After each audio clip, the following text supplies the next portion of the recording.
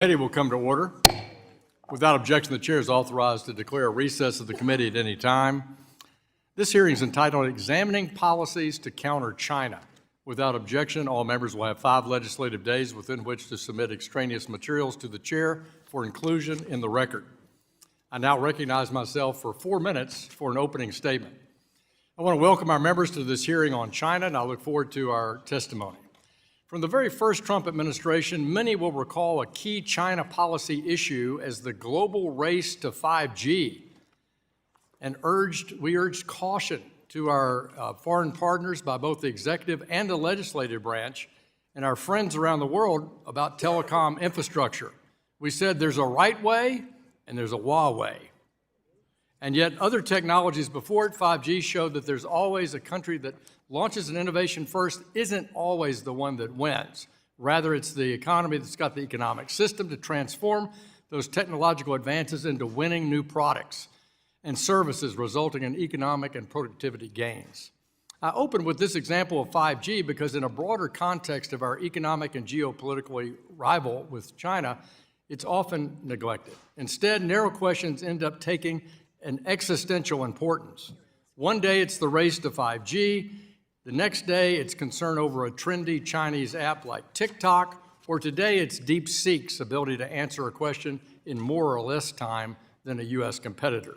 Of course, these things merit our close attention, but if these are the trees, then Congress really must still see the forest.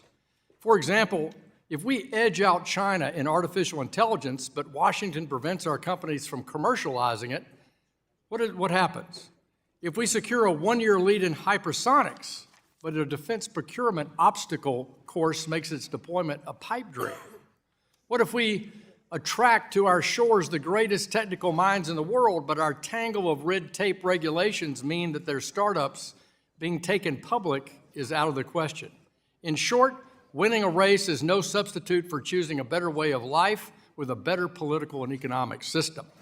At our hearing today, we'll examine tools to counter China, but make no mistake, those tools are embedded in an American system, and it's the health of our thriving system that ultimately decides who will prevail.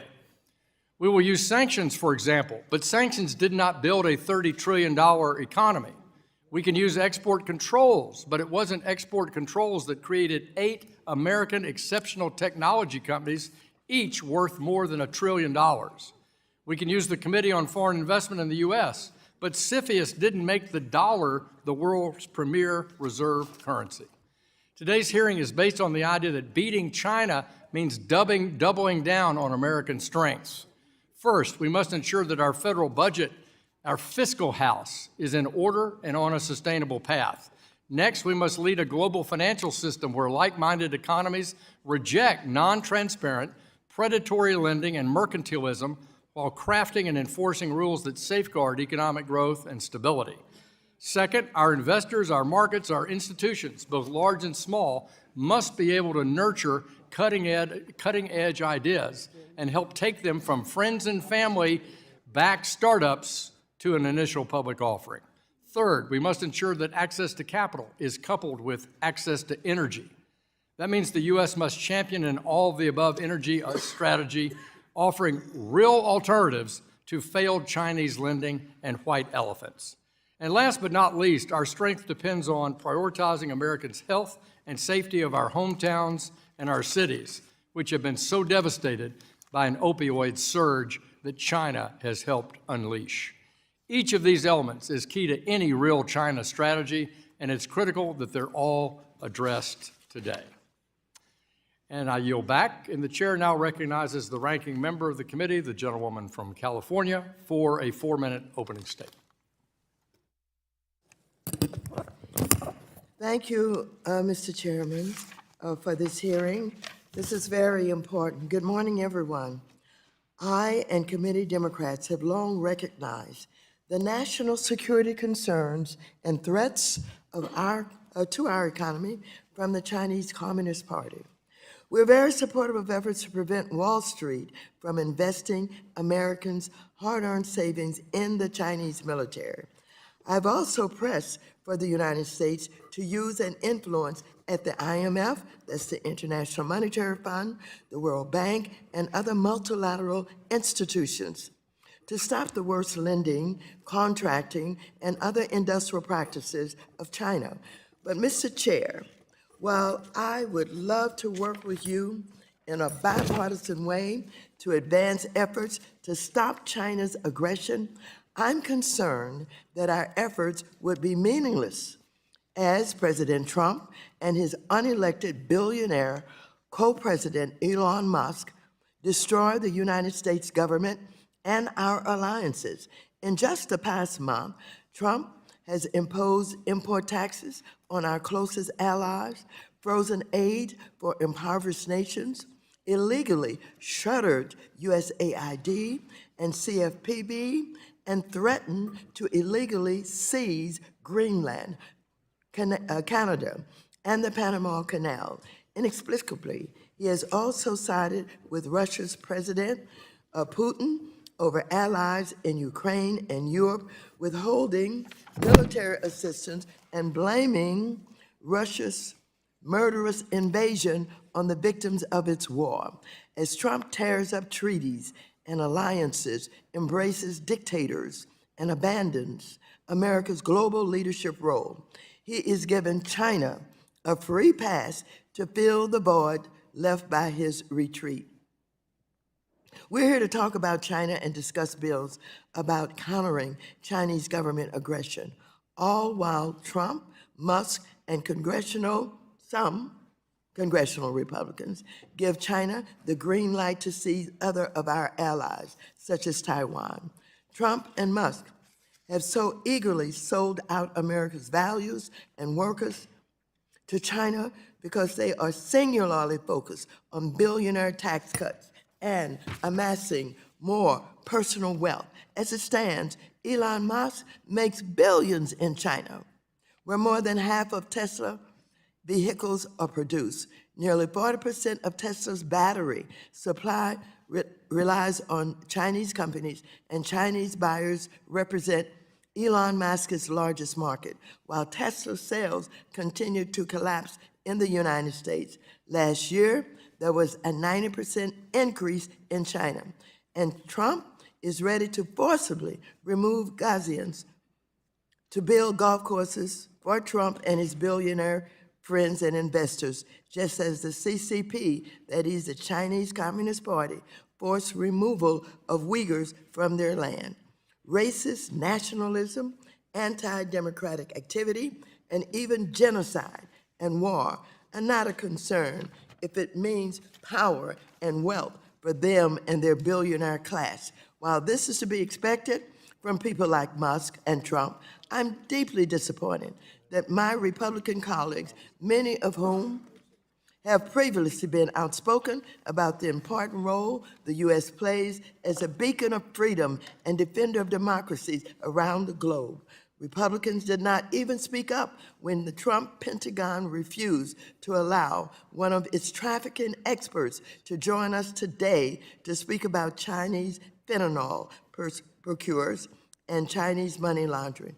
Committee Democrats believe that together we can solve the world's greatest problems. To counter China, we must stand with our allies and fight for a vibrant, effective democracy with respect civil servants who carry out our foreign policy. Democrats will not rest until we stop the unlawful effort to dismantle our government here and overseas. Hopefully, our Republican colleagues will come to their senses and join us in this effort. And thank you for the additional time, Mr. Chair. The gentlewoman yields back. Today, we welcome the testimony of John Miller, Senior Vice President of Policy, Trust, Data and Technology, and General Counsel of the Information Technology Industry Council. Nicholas McMurray, the Managing Director of International and Nuclear Policy at ClearPath. John Cassara, a retired special agent, formerly with the United States Treasury Department. Martin Mühleisen, a non-resident senior fellow at the GeoEconomics Center at the Atlantic Council, and Dr. Rush Doshi, at the CV Starr Senior Fellow for Asian Studies and Director of the China Strategy Initiative at the Council on Foreign Relations, and an assistant professor at Georgetown University. We thank each of you for taking time to be with us today. Each of you will be recognized for 5 minutes to give an oral presentation of your testimony. Without objection, your written statements will all be made of the record. Mr. Miller, you're now recognized for 5 minutes. Chairman Hill, Ranking Member Waters, and distinguished members of the committee, on behalf of the Information Technology Industry Council, or ITI, thank you for the opportunity to testify today on examining U.S. policies to counter China. This is a timely topic, and I commend the committee for its thoughtful and sustained engagement in this area.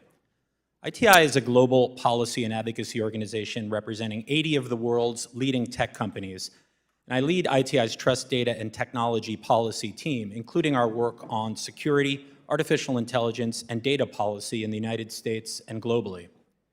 ITI's members represent every vertical of the tech ecosystem, from cloud and AI to consumer electronics, from semiconductors and data centers to cybersecurity. Our membership represents around 10% of the U.S. GDP, directly employs 9 million Americans, and accounts for roughly 32% of the market capitalization of the S&P 500. As of 2024, there were 7 companies that had reached or exceeded global market cap of $1 trillion. 6 of those 7 are U.S. tech companies who are ITI members. Policymakers should recognize the preeminence of these companies and the innovation economy they anchor as an asset and the envy of other nations. Indeed, the strength of the innovation economy bolsters the broader U.S. economy and drives the U.S. competitive advantage in tools and capabilities that underpin U.S. national security, such as semiconductors, AI, quantum, and advanced manufacturing. Do not take for granted the current U.S. technology lead over China. China's longstanding disregard for international norms governing free trade and market access and its theft of IP has been well established and must be addressed. However, regardless of whether China plays by the rules, we should be clear-eyed that over the past 2 decades, China has improved in technological development, innovation, and growth, and that these gains have not been achieved simply by virtue of stealing U.S. technology. Make no mistake, ITI and the companies we represent take seriously the U.S. government's obligation to protect national security. Successful policies to counter China's technological rise must enable companies to better compete globally, not wall the United States off from competing with China or inadvertently erect hurdles to U.S. tech innovation and investment. U.S. investment, supply chain, tax, and trade policies and regulations must be crafted to maintain the current asymmetric advantage as a key driver of U.S. economic security. We believe the government and industry must work together to achieve these objectives in a way that supports the innovation, investment, and economic growth that are foundational elements of economic security. This morning, ITI released a paper offering our members consensus policy recommendations for U.S. economic security. Our paper defines economic security as encompassing elements of the economy that affect the stability, technological competitiveness, and resilience that enable the government to better protect national security. The ideal policy environment to foster U.S. economic security is one in which the global success of American and multinational companies operating in the U.S. supports technological leadership and innovation, and the government and private sector work side by side to safeguard critical technologies. Our paper, which is incorporated as part of my written statement, offers 10 recommendations, 3 of which I will highlight now. First, in the area of financial policy, investment and transaction reviews should strengthen economic ties with allies by establishing clear and targeted national security criteria for what is reviewable. Capital investments, both inbound and outbound, are foundational and help companies in the United States diversify the supply chain, engage the research and development ecosystem, gain access to global talent, and gather global market intelligence.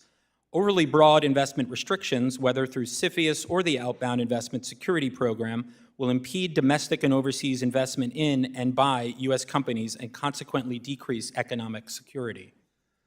Second, reinvigorate U.S. trade leadership and open new markets to optimize for both trade and economic security. ITI encourages the U.S. government to negotiate robust binding commitments that facilitate trade through new strategic and targeted bilateral and multilateral market access agreements to enable U.S. companies to compete on an even playing field. Third, continue to incentivize innovation and investment in foundational and emerging technology. One near-term priority should be restoring the immediate tax deduction of R&D expenses to drive innovation and create high-wage jobs in the United States. Another should be maintaining and improving the CHIPS program by pursuing meaningful permitting reform and streamlined reporting requirements. Doing so will help promote these multi-billion-dollar investments in semiconductors, the building blocks of the modern digital economy, as a strategic economic security asset. Thank you again for the opportunity to testify today. I look forward to your questions. Thank you, Mr. Miller. Mr. McMurray, you're now recognized for 5 minutes. Good morning, Chairman Hill, Ranking Member Waters, members of the committee. Thank you for the invitation to testify today. My name is Nico McMurray, and I'm the Managing Director of International and Nuclear Policy at ClearPath. At ClearPath, we believe in markets over mandates and innovation over regulation. When it comes to energy, we want to make it here, sell it globally, and compete with China. The global energy landscape is rapidly evolving. Demand growth is skyrocketing. Could you pull your mic a little closer, please? Yes. Supply chains are shifting, and we are in a global competition. Countries want more reliable, affordable, and cleaner energy to fuel their economies. This is a major opportunity for U.S. companies to lead. Strategic financing tools can help the U.S. strengthen its energy leadership, open new markets, and counter China. Let me put this into context. China currently has 57 operating nuclear reactors and 28 reactors under construction. While the U.S. has 94 operating reactors, it currently has no commercial reactors under construction, but several demonstrations are close. The world's electricity consumption is at an all-time high. The International Energy Agency says global electricity demand could increase up to 76%, and we could see a double in U.S. electricity demand by 2050. American private sector innovation is the key and extends beyond domestic borders. Take advancements in LNG, for example. In 2023, the U.S. surged its LNG exports. As a result, Russia's market share in the EU was reduced from 40% in 2021 to 8% in 2023. There is also a huge economic opportunity for American companies and other technologies. If the U.S. doesn't act now, the world will choose cheap options from China. China is already taking an all-of-the-above energy approach. For example, last year, China started construction on about 94 gigawatts of coal capacity and also invested $940 billion in clean energy. Without a focused effort to expand domestic energy production, U.S. companies risk being sidelined in global markets. To level the playing field, the U.S. must strengthen its trade and development finance toolkit. Export and development financing plays a pivotal role in advancing America's strategy for global energy dominance. XM and DFC can strengthen U.S. leadership in global energy markets. America must take a more agile approach, using financing tools to de-risk projects and attract private capital. Export and development finance prioritizes investments in infrastructure, manufacturing, energy security, and economic partnerships. XM and DFC provide loans and guarantees that must be repaid, ensuring taxpayer dollars are used efficiently while expanding opportunities for U.S. businesses. This approach creates American jobs, strengthens economic ties, and positions the U.S. as the global energy partner. Both the XM Bank and DFC are due for reauthorization this Congress, creating a prime opportunity to refine America's foreign policy toolkit. While XM is one of the best tools for increasing export competitiveness, its current capabilities limit the bank from achieving energy dominance. The following 5 recommendations could bolster U.S. energy leadership, enhance energy security, and create domestic jobs. First, create a national interest account to consider the geostrategic value of investments. Second, expand the China and Transformational Exports Program to include broader technologies. Third, increase the default cap rate for nuclear projects. Fourth, reinforce the U.S. jobs mandate. Fifth, bolster domestic manufacturing. And overall, modernize the bank's mission. I would be remiss if I didn't mention DFC's reauthorization this year. Created during the first Trump administration to counter China's Belt and Road Initiative, DFC has established itself as an effective tool in countering China. For example, it now supports nuclear projects after removing its nuclear moratorium in 2020. The World Bank also plays a critical role, but its outdated policies have left a gap that China has eagerly exploited, particularly its self-imposed restrictions on financing nuclear power. In order to achieve energy dominance, the government must provide a predictable environment for developers to attract private investment. The work of this committee will be critical to providing stability for companies seeking to raise capital and compete globally. In conclusion, The US must build domestically and sell globally to compete with China. Meeting growing energy demand and strengthening global energy leadership requires bold action.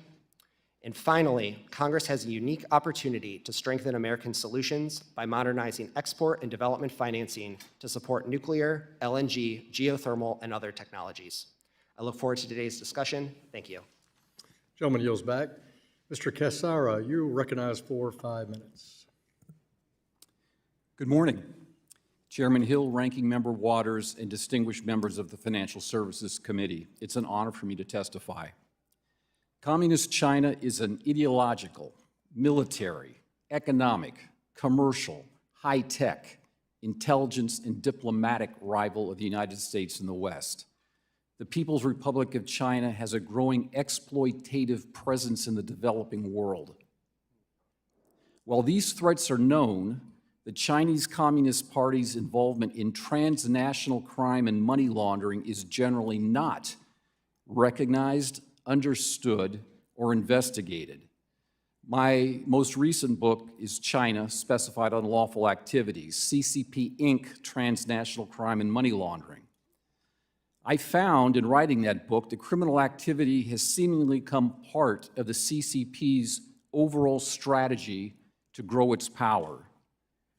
Regarding fentanyl, the Mexican cartels are still dependent on Chinese precursor chemicals and manufacturing expertise. Fentanyl and fentanyl-laced products are smuggled into the United States. In calendar year 2023 alone, the DEA seized more than 77 million fentanyl pills and nearly 12,000 pounds of fentanyl powder. This is the most fentanyl the DEA has ever seized in a single year, and more than enough to kill every single American. As it is, in 2023, more than 107,000 Americans lost their lives to drug overdose, with 70% of those deaths attributed to opioids such as fentanyl. Each death is a tragedy. Each individual that died has a story. Families and communities are devastated. The scourge affects every one of the members' districts and our country as a whole. But of course, it all comes back to the money. Fentanyl production generates enormous proceeds, and Chinese are becoming the money launderers of choice for the cartels. They leverage an underground banking system that has long served China's immigrant diaspora. They have developed other Chinese-centric money laundering methodologies that enable the laundering of their illicit proceeds, not only in the United States, but around the world.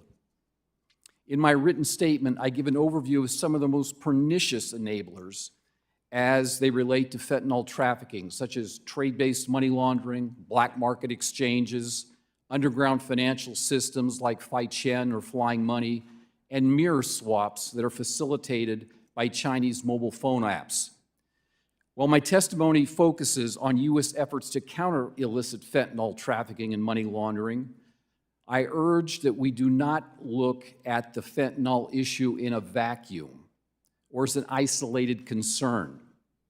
The CCP's business model that fuels the fentanyl crisis is also active in many other sectors of crime, including counterfeit goods, intellectual property theft, human trafficking, illicit tobacco, and trade fraud. In fact, data indicates that China leads the world in 11 of the 12 largest categories of transnational crime. Each of these categories are also specified unlawful activities or predicate offenses to charge money laundering. CCP Inc.'s involvement in these crimes is approximately $2 trillion a year. To put that in perspective, $2 trillion is very roughly half the estimated $4 trillion that is laundered annually around the world. I call corruption the great enabler for money laundering. CCP Inc. has taken their domestic corruption and exported it overseas. They excel in so-called influence operations, which is probably a major reason for the lack of focus on CCP Inc.'s criminality and money laundering. Once again, these specified unlawful activities, methodologies, and enablers cannot be viewed in isolation. Rather, they are intertwined and must be addressed collectively. CCP international law breaking makes them exposed. It makes them vulnerable. I conclude my written testimony with recommendations that emphasize law enforcement and more effectively following the money and value trails. Thank you very much. Gentleman yields back. Mr. Mühleisen, you're recognized for 5 minutes.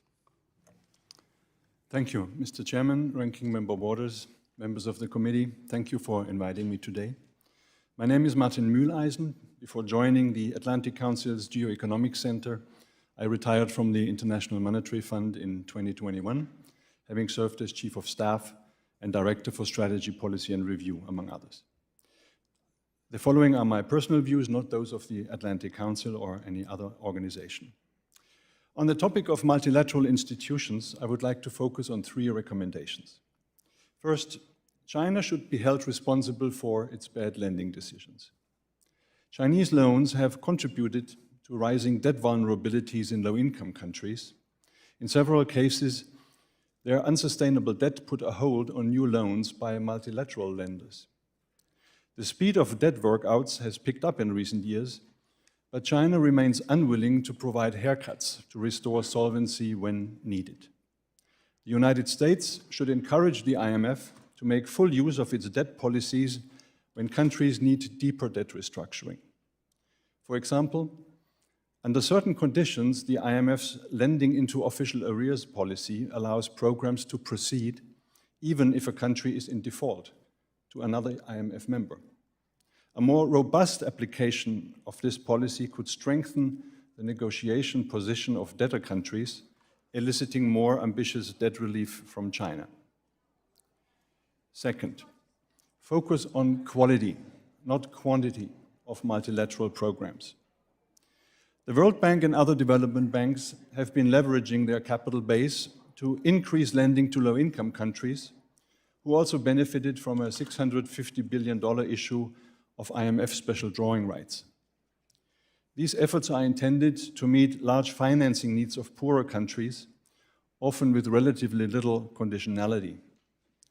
Higher debt to multilateral institutions, however, can drive out private lenders, resulting in the end in higher dependence on China. To attract private capital, the institution's main focus should therefore be on raising countries' long-term growth prospects, including through loan conditionality. But stepped-up lending by multilateral organizations alone will not win the struggle for hearts and minds in the global South. The United States should work with multilateral lenders to incentivize needed reforms. If multilateral programs were flanked by co-financing, investment funds, specific trade preferences, or private capital, they would have a larger chance of succeeding. Especially in Africa and Southeast Asia, with their growing populations, this could unlock important markets for US exports in the future. Third, protect the dominant role of the dollar.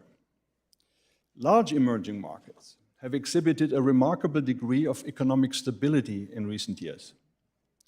Countries among this group are still vulnerable to external shocks. However, in case of a severe crisis, some may need access to US dollar sources to avoid sharp devaluations, and their financing needs could be large. In this case, the IMF could deploy its lending capacity, its full lending capacity, of around $1 trillion to avoid contagion and preserve global financial stability. This amount leverages the United States' contribution to the IMF by a factor of more than 5 to 1. In the absence of this safety net, countries would either have to acquire additional foreign exchange reserves, putting upward pressure on the US dollar, or they would need to seek help from China, which could become a factor in undermining US dollar dominance over the long term. It would therefore be in the US interest if Congress ratified the increase in IMF quotas agreed last year, which would provide a stronger capital cushion and make loans available at short notice if needed. Thank you, Mr. Chairman. Gentleman yields back. Mr. Doshi, you're recognized for 5 minutes. Chairman Hill, Ranking Member Waters, distinguished members of the committee, thank you very much for the opportunity to testify at today's hearing. I'll focus my remarks on 4 questions related to China. First, what are Beijing's economic and technology ambitions? Second, what is its strategy to achieve them? Third, how is its strategy working? And finally, what should we do about it? So first, what are Beijing's ambitions? The PRC has a grand strategy to displace US-led order. It seeks to catch up and surpass the US technologically, to reduce dependence on others while increasing their dependence on China economically, and to acquire the capability to defeat US forces militarily. Beijing believes economic and technology competition is about power, not prosperity. It believes there have been 4 industrial revolutions that determined the fate of nations. The first was steam power, which led to British dominance. The second and third were electrification and mass manufacturing, which led to American dominance, and now we're in the 4th, AI, quantum computing, smart manufacturing, biotechnology, which China aims to win. Second, what is Beijing's economic and technology strategy? There are 3 parts. First, Beijing acquires technology. It buys foreign companies to get it, or it forces them to transfer it in exchange for market access, or it steals it outright through human intelligence and cyber espionage. Second, Beijing protects its companies. It uses tariffs, non-tariff barriers, and exchange rate manipulation to keep out foreign competition. Third, Beijing wields industrial policy. It uses massive industry support, subsidies, tax breaks, R&D support, cheap credit, state investment, so that its companies can undercut rivals on price. Taken together, PRC companies will lose money in their home market. They'll lose money in foreign markets, but they'll use that to win both their home and foreign markets, and eventually, they know they can stay solvent longer than foreign rivals that don't have similar state backing. Dominance in one sector then helps them climb the ladder to the next rung. The scale of China's industrial policy efforts is breathtaking. Beijing likely stole more than $1 trillion worth of US intellectual property. Its industrial support is about 2% of the PRC economy every year. That's a conservative estimate, but it's more than any other country around the world. It's twice as much as US support. It's probably about $400 billion a year. And that's more in comparison to the Chips and Science Act, which is about $50 billion over multiple years. So third, is this strategy working? In short, yes. In the last 2 decades after China joined the WTO, the US share of global manufacturing fell by half, from 30% to 15%. That so-called China shock cost millions of jobs and shuttered thousands of factories. Meanwhile, in the exact same period, China's share of global manufacturing quintupled from 6% to 30%. China is a manufacturing superpower. Its capacity exceeds that of the next 9 countries combined, and it can leverage that manufacturing dominance to innovate and to gain military advantage. Take innovation. China is at the leading edge of fields like robotics, AI, and quantum computing. It leads the US in high-impact patents and scientific papers. It accounts for half of all industrial robot installations worldwide, 60% of all global electric vehicle production, 75% of global battery production, and over 90% of solar panel, rare earth, and antibiotic production. And then take the military competition. The PRC has 200 times the shipbuilding capacity of the United States and is leading in new technologies like hypersonics. Now, Beijing's economy has problems. It's slowing, its population is aging. But we shouldn't feel confident. Beijing is pouring money into industry and exports to find growth, and that strategy is causing a second China shock that's deindustrializing economies around the world, including our own. So fourth and finally, what do we do about it? Well, first, we can't go it alone. China surpasses the US on some industrial metrics, but the US, combined with its allies and partners, has 3 times China's GDP, half of all global manufacturing, more than twice China's likely military spending, twice China's patents and top-cited publications and massive market power. If we pull our markets, protect our technology, coordinate our research, and create defensive barriers to PRC excess capacity, we can handily weather the second China shock and reindustrialize and lead in technology. Second, we need new institutions. The US could benefit from a federal industrial investment bank that can make long-term loans, take equity in strategic industries, and most importantly, coordinate with private capital. That could allow us to also fund reshoring from China to the US or to allied countries. Third, we need to change incentives. China can play the long game while our companies focus on quarterly earnings cycles. We can consider tax policies to change that. We also need to invest more in basic science research, where China outspends the United States now. And finally, we have to play defense. That involves calibrated tariffs to protect our industry from excess capacity from China. It requires stronger export controls, research protection, and regulation of inbound and outbound investment to maintain our lead. The US has never faced an adversary quite as formidable technologically and industrially as China.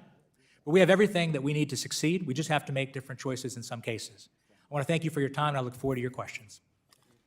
Thank you, sir. Gentleman yields back. The chair recognizes Mrs. Beatty, the ranking member of the National Security, Illicit Finance, and International Financial Institutions Subcommittee, for 1 minute.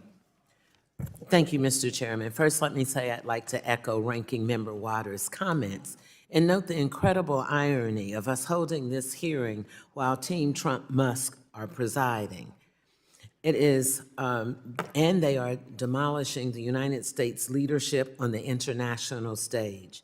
The White House and Doge are illegally deleting entire agencies in violation of the Constitution, siding with adversaries, calling our allies dictators, and abruptly and ruthlessly rescinding U.S. aid that fosters global goodwill and advance our national security goals, all which is unquestionably allows China to fill the void and hands them the prize of global leadership on a silver platter.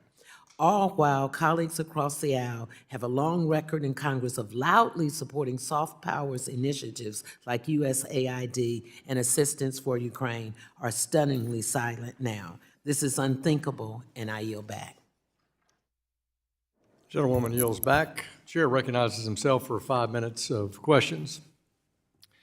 Mr. Mühleisen, the IMF last major report on China comes from 2024 on their economy, and it reads like it's a parallel universe to me. The report says, quote, directors, meaning IMF directors, positively noted that China is a key player in addressing global challenges and welcomed its constructive role in supporting sovereign debt restructuring in low-income and vulnerable countries and tackling the global climate crisis. That's a quote from the report. They also emphasized China's important role in strengthening multilateral trading system in close cooperation with international partners. That sounds preposterous to me. Mr. Mühleisen, what's your view on that?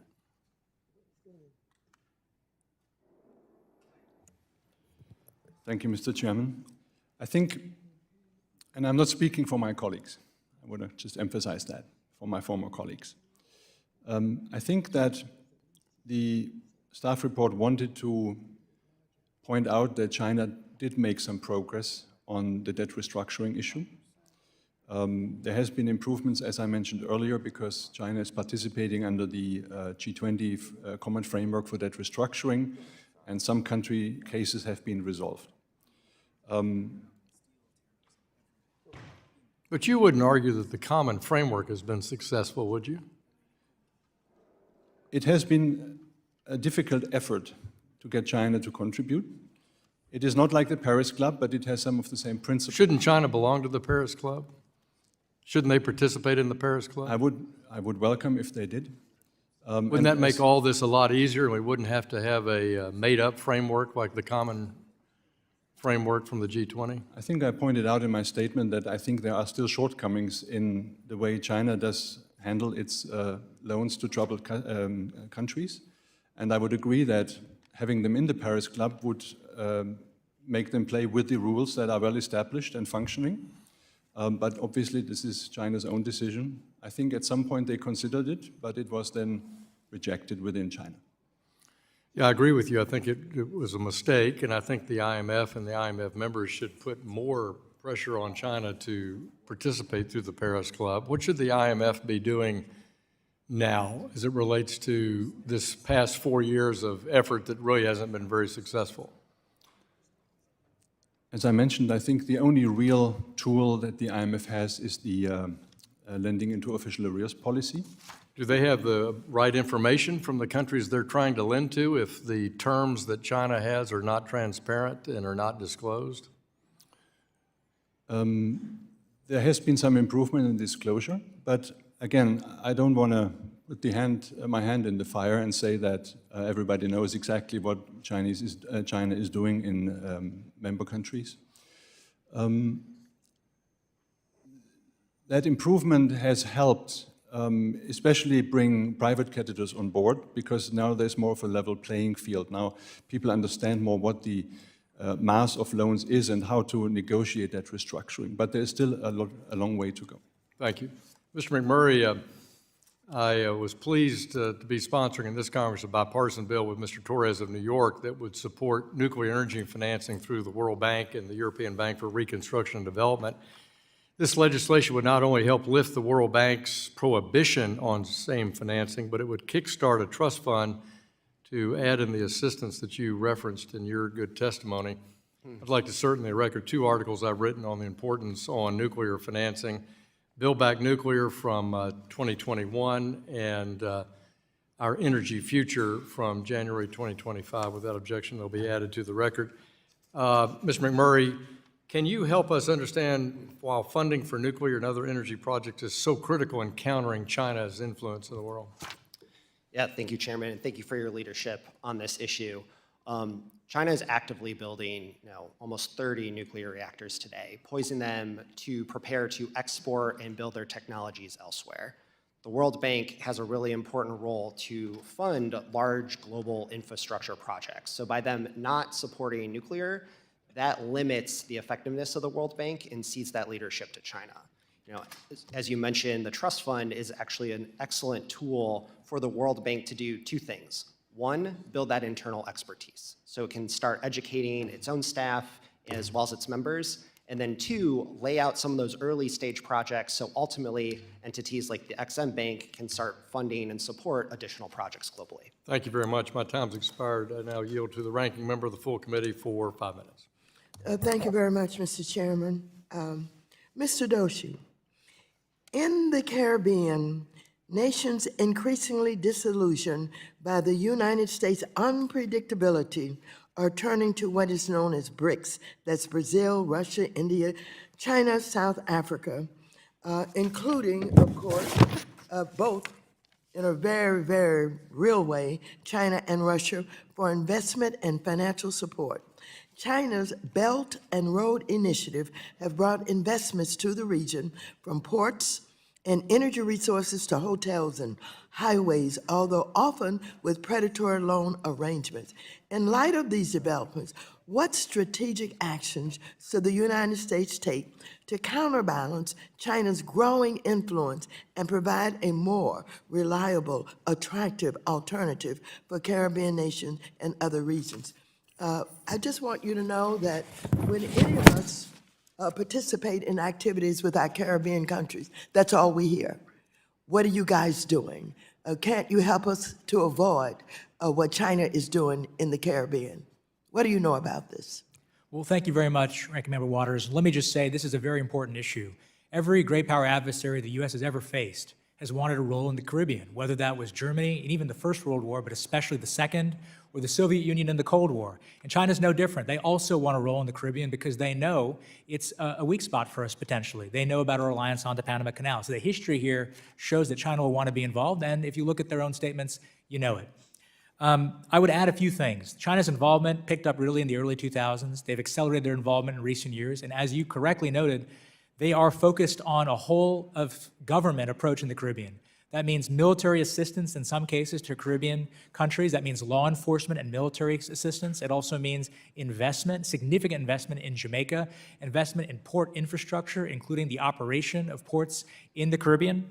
And so they're there, they're present, and in many ways, their economic relationship is growing rapidly. Tourism is another component. What do we do about it? There are a few things.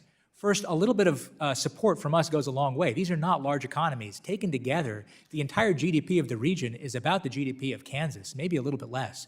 So we can do more by being present and by increasing our aid activity.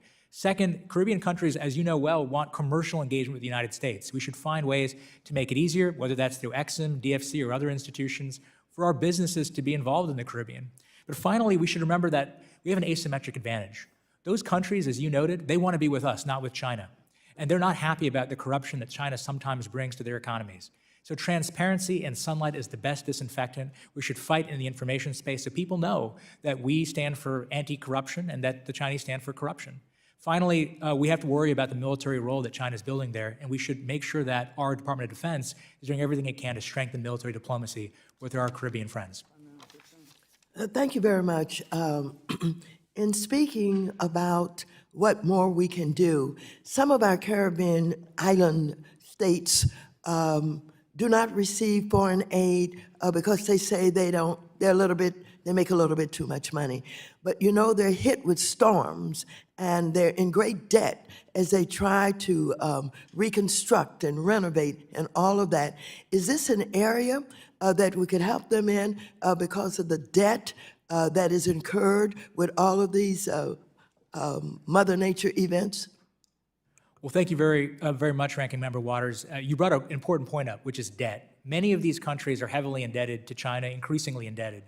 Jamaica is another good example of that. In many cases, Suriname is another recent example.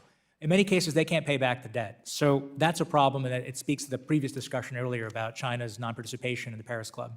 But I would just add that, yes, storm relief, we can do more there. And finally, very quickly, we might want to consider changing the thresholds for aid for some of these countries so that we can make sure we can be more useful to them.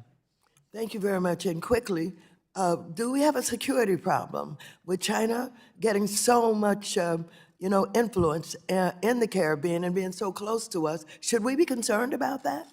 We should, in my opinion.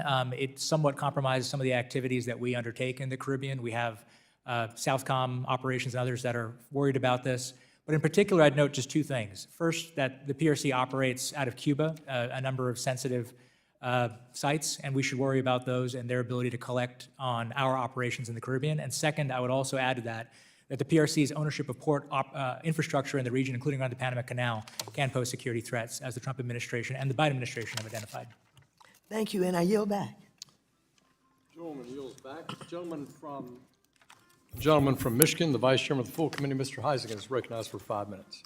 Hey, everybody. I want to get to IMF reform and some things, but Mr. Doshi, I want to very, very quickly hit on this because I learned a new phrase recently, which is the lie flat generation in China.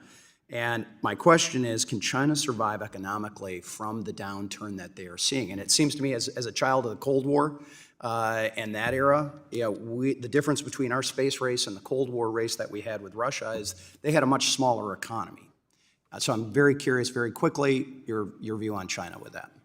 Thank you, Congressman. It's a very important question. And very quickly, I would say that yes, they can survive. We have generally underestimated China's ability to compete, but very importantly, China has scale. And every rising power that has scale tends to do pretty well. The Soviets did not have the scale China does. I'm happy to go into more detail. Okay, all right. Mr. Mühleisen, I want to turn to you about your work at IMF and your views from the IMF, not necessarily your particular work there, but according to the Wilson Center, 80% of China's government-supported loans are to countries that are in some sort of debt stress. The IMF has failed to convince China to work on restricting this debt, which some estimate in excess of $1 trillion. To me, having worked with IMF and World Bank and others over the years, I would argue it seems to be a strategy, not a coincidence, that oftentimes they are lending into these countries that have a debt strain, and then they are then utilizing the loan documents and the profile of that to then flip that into an asset that they either control or own. So my question is what role should these IFIs play here? Should they simply just back away from countries with debt sustainability is unclear? Thank you, Congressman. I would put it this way. I don't see China engaging in some kind of a debt trap, if that's what you meant, where they entrap countries so that they... I think a clear-eyed look at what's happening in Africa and the rest of Asia would contradict that. What I would rather look, how I would rather look at it is that they're getting a lot of benefits out of that engagement, because what they do is, of course, they have these trade relations also with countries. So are you saying that they have a higher risk profile than the rest of the world does? To some extent, I think China was not even aware of the risks they got into, and I could speak to that in a second. But what I meant is the strategic advantages they're getting: access to ports, yes, access to other facilities, including in Latin America and other places now. Exactly, Caribbean. That is, I think, the main benefit. It's not like they would kind of own then a port that a country has to hand over because they can't pay their debt. Staying with you, in your testimony, you mentioned that the United States should insist on quote, improve transparency at the IMF. And I'm also curious, what can the U.S. Treasury do to encourage the IMF to adopt a more forceful approach, including that transparency? So I didn't mean to say that the U.S. should push the IMF to be more transparent. It's actually the debt transparency of China that needs. Yes, I understand that, but the IMF is the tool for that, correct? Yeah. So I myself. So is the IMF doing enough to push that transparency and to push a country like China to give that transparency? I've myself worked with Chinese officials in my former capacity to help them understand how much actually countries are owed to China, because within China, their facilities as lenders of all these different institutions that are lending are kind of not as far developed as we in the West would have it. They're not kind of set up to do that. They're only slowly getting into the business of lending. I've got 45 seconds. I think the Chinese are far better business people than what you seem to be implying. But the latest shareholder review at the IMF did not increase China's voting power. They were pushing to do so. What conditions should the IMF insist on if China lobbies for more shares would be a question, but I'm going to actually get that in writing because I do have to hit this, Mr. Chairman. I previously introduced a bill, the IMF Reform and Integrity Act, that would prevent any shareholder increase at the IMF for a country such as the PRC that does not meet basic obligations codified in the organization's Articles of Agreement. So I believe, and this goes back to my time working with Madame Lagarde when she was there, the IMF needs to get tougher and tighter about enforcing its own rules. So I'd like to submit a copy of my bill to the Without objection. Mr. Chairman. Thank you. I yield back. Gentleman yields back. The chair recognizes the gentlewoman from New York, the ranking member on the Small Business Committee, Ms. Vasquez, for 5 minutes. Thank you, Mr. Chairman. Let me start off by saying that I am glad we're having this hearing discussing the rising threat of China. But holding this hearing is not enough. If we want to talk about countering China, then we need to be discussing how President Trump and his unelected president, Elon Musk, are the biggest threat to the United States in countering China. President Trump has abandoned our closest allies in favor of cozying up to dictators, illegally closed down U.S. AID and cutting off aid for needy nations, destroyed our national security apparatus, and installed conspiracy theorists like Kash Patel at the top levels of our government. Dismantling this institution that have helped keep our nation and the world safe since World War II opened the door for China. Countries across Africa and Latin America are turning to China for financing and leadership, a geopolitical move China is facilitating and exploiting. Mr. Cassara, by hollowing out the government through illegal firings and layoffs, Elon Musk and Doge are making Americans less safe from financial scams coming from China and encouraging corruption both home and abroad. An article printed in the Wall Street Journal, not exactly a bastion of liberal media, last week describes how illegal proceeds from fentanyl sales are being laundered through China for reinvestment in real estate and other vehicles here in the United States. The proceeds and flow of illegal fentanyl from China is an issue members on both sides of the aisle care about. How can Congress bolster current BSA AML statutes to reduce the reinvestment of illegal fentanyl proceeds here in the U.S.?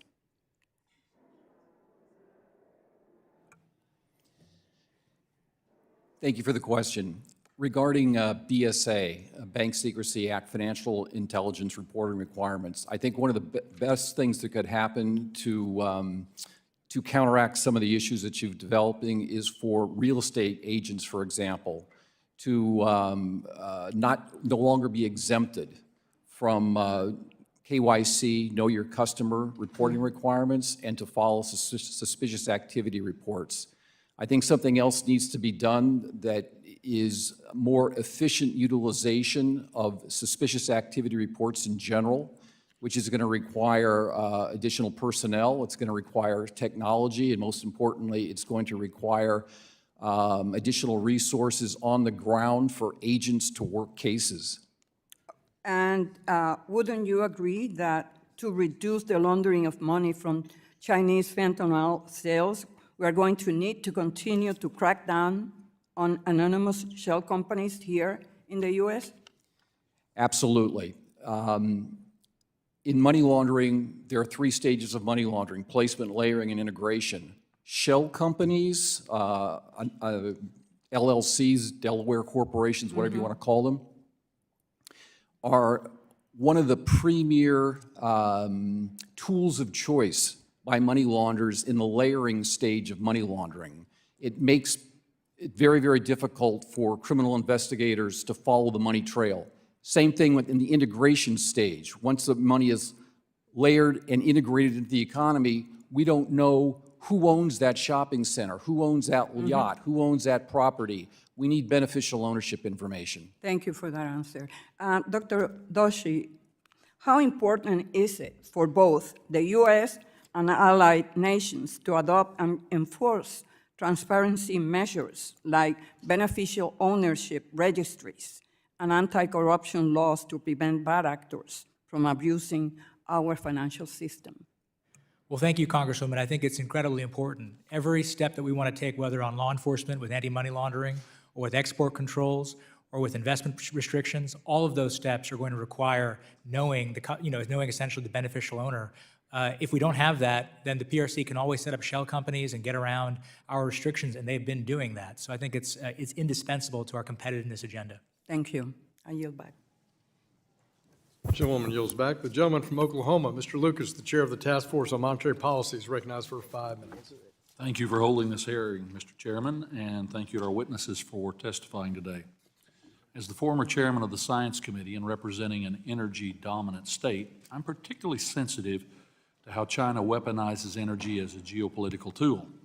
The United States must continue to prioritize targeted investments in clean, reliable, and affordable nuclear energy, which will contribute to enhanced energy security, geopolitical stability, and emissions reductions. Mr. McMurray, can you touch on why maintaining U.S. leadership in energy production is so critical to countering China in energy security national issues? Yeah. Thank you, Congressman, and thank you for your leadership on clean energy innovation, especially as former chair of SST. China is actively building projects, and right now, countries around the world want and need more energy for either energy access or as they're just having more manufacturing or as they're growing. And so they're going to look at whatever options are cheap and available, and right now, in many cases, that is China. And so the U.S. has to look at how does the government support private companies, which are developing all sorts of innovative technologies, such as nuclear energy, to be able to make it easier to compete on an unlevel playing field. Some of the best tools are XM and DFC to kind of help with that financing piece, but ultimately we have to be able to make these technologies here and build them here, and that requires support from the Department of Energy and the national labs, so we can demonstrate these technologies so we can ultimately sell them. Thank you. Authorities at the Oklahoma Bureau of Narcotics have identified transnational criminals that are moving illicit drugs on the black market and laundering money in China. Mr. Cassara, how can Congress address the financial streams that are the foundation of this illegal activity so we can cut off this very sophisticated criminal enterprises?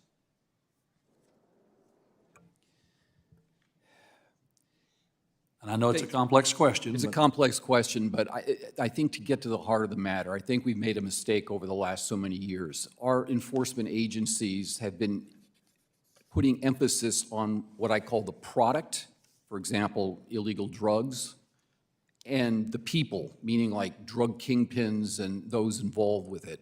I think what we've been missing is to really, truly, finally go after the money, because all of these organizations are motivated by greed, avarice. And the way to hurt these individuals and these organizations better than anything is to identify their assets and take them away. The reason we haven't been doing this is because going after the money is hard. Enforcement agencies are statistic-driven, metric-driven.